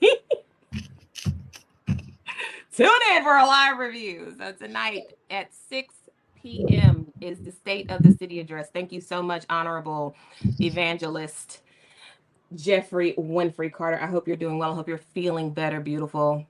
The State of the City address is tonight at 6 p.m. at the Capitol Theater. Let's see, what else do we have going on? That's about it. Yep. So we're gonna see. I'll let you know how I feel. Okay. Please follow us on Instagram, TikTok, and Facebook, the SNL Morning Show, the S, capital S, and A-N-D-L Morning Show.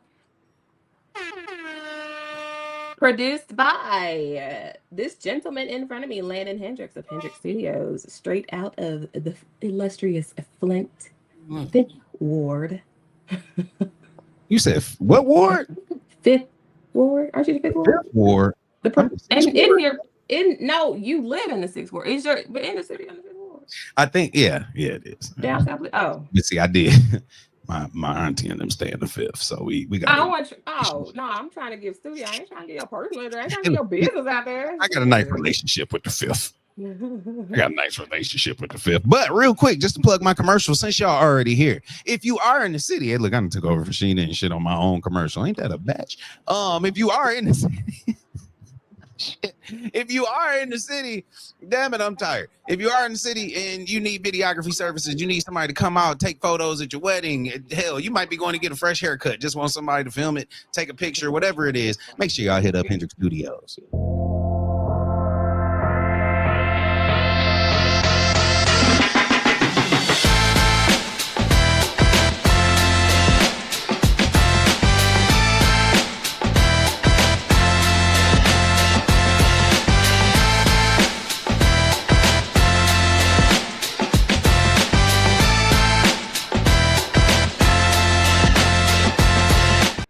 All right, that's all y'all get. That's all you get right there. And don't forget to subscribe to Urban News Station. You know what I'm saying? On all platforms, subscribe to Urban News Station. Like she said, don't forget to subscribe to the SNL Morning Show on all platforms. And we coming out. We out here. We are out here. We are going to get our social media together. We out here. We're gonna pull it together, guys. I promise.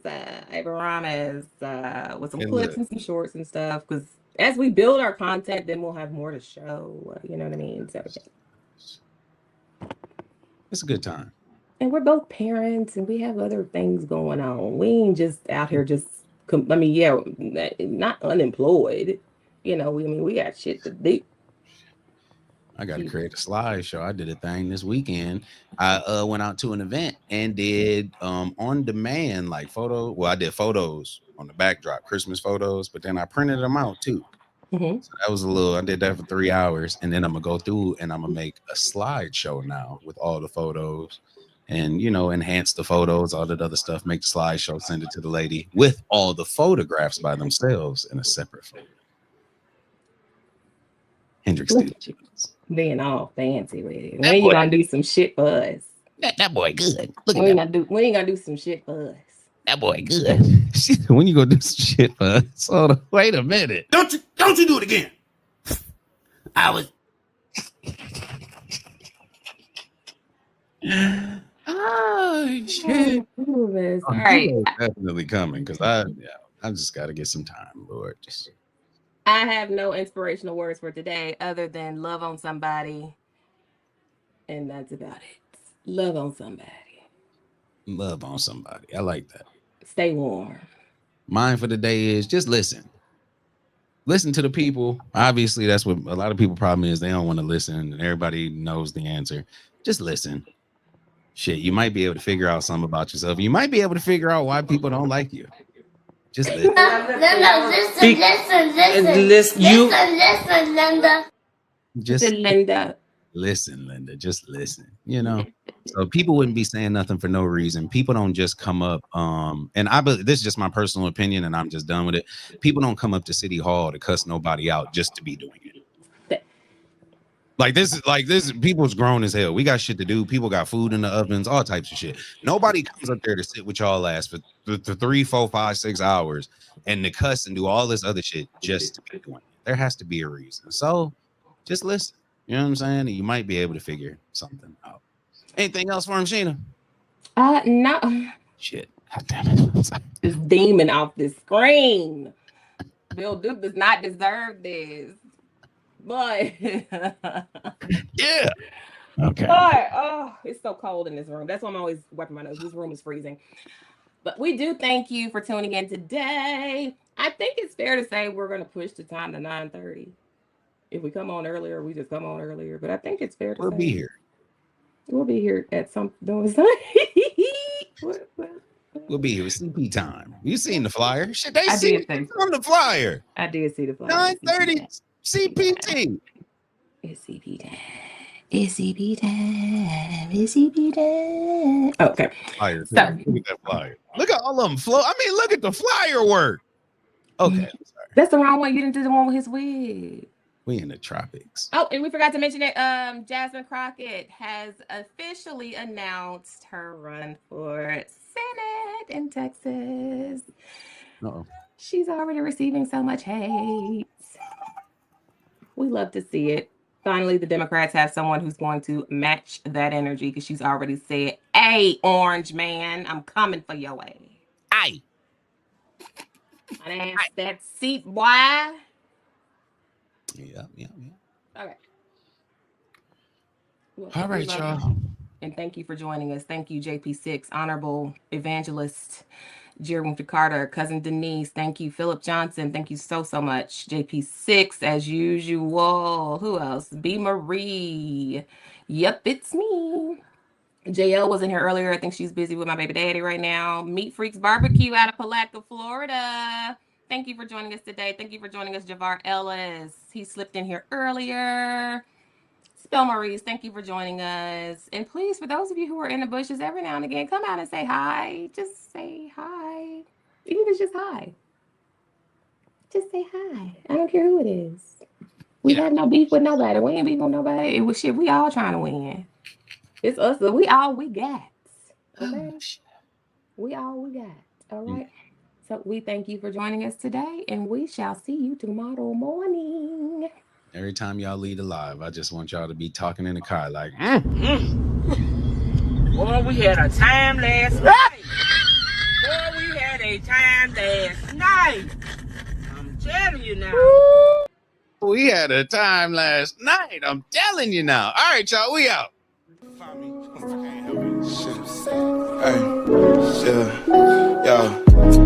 Tropics, I wanna fly to the tropics. I wanna go to a place so remote. Niggas thought I went ghost, they don't know where to find me. I'm finna hop on a boat and take my black ass to the coast to go get a taco. Crazy as hell, think it's a joke. Then I'm sending shells if it's carne asada. Baby, no problem. Shit, gotta talk my shit, cause nobody do it for me. I'm about to flood my wrist. I'ma hit you in the morning. I'm about to board my trip.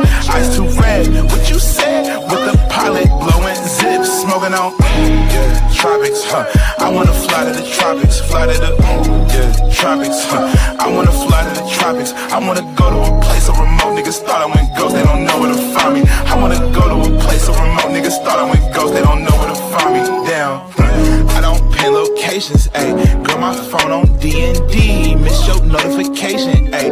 And it's been like that for weeks. I don't plan on changing.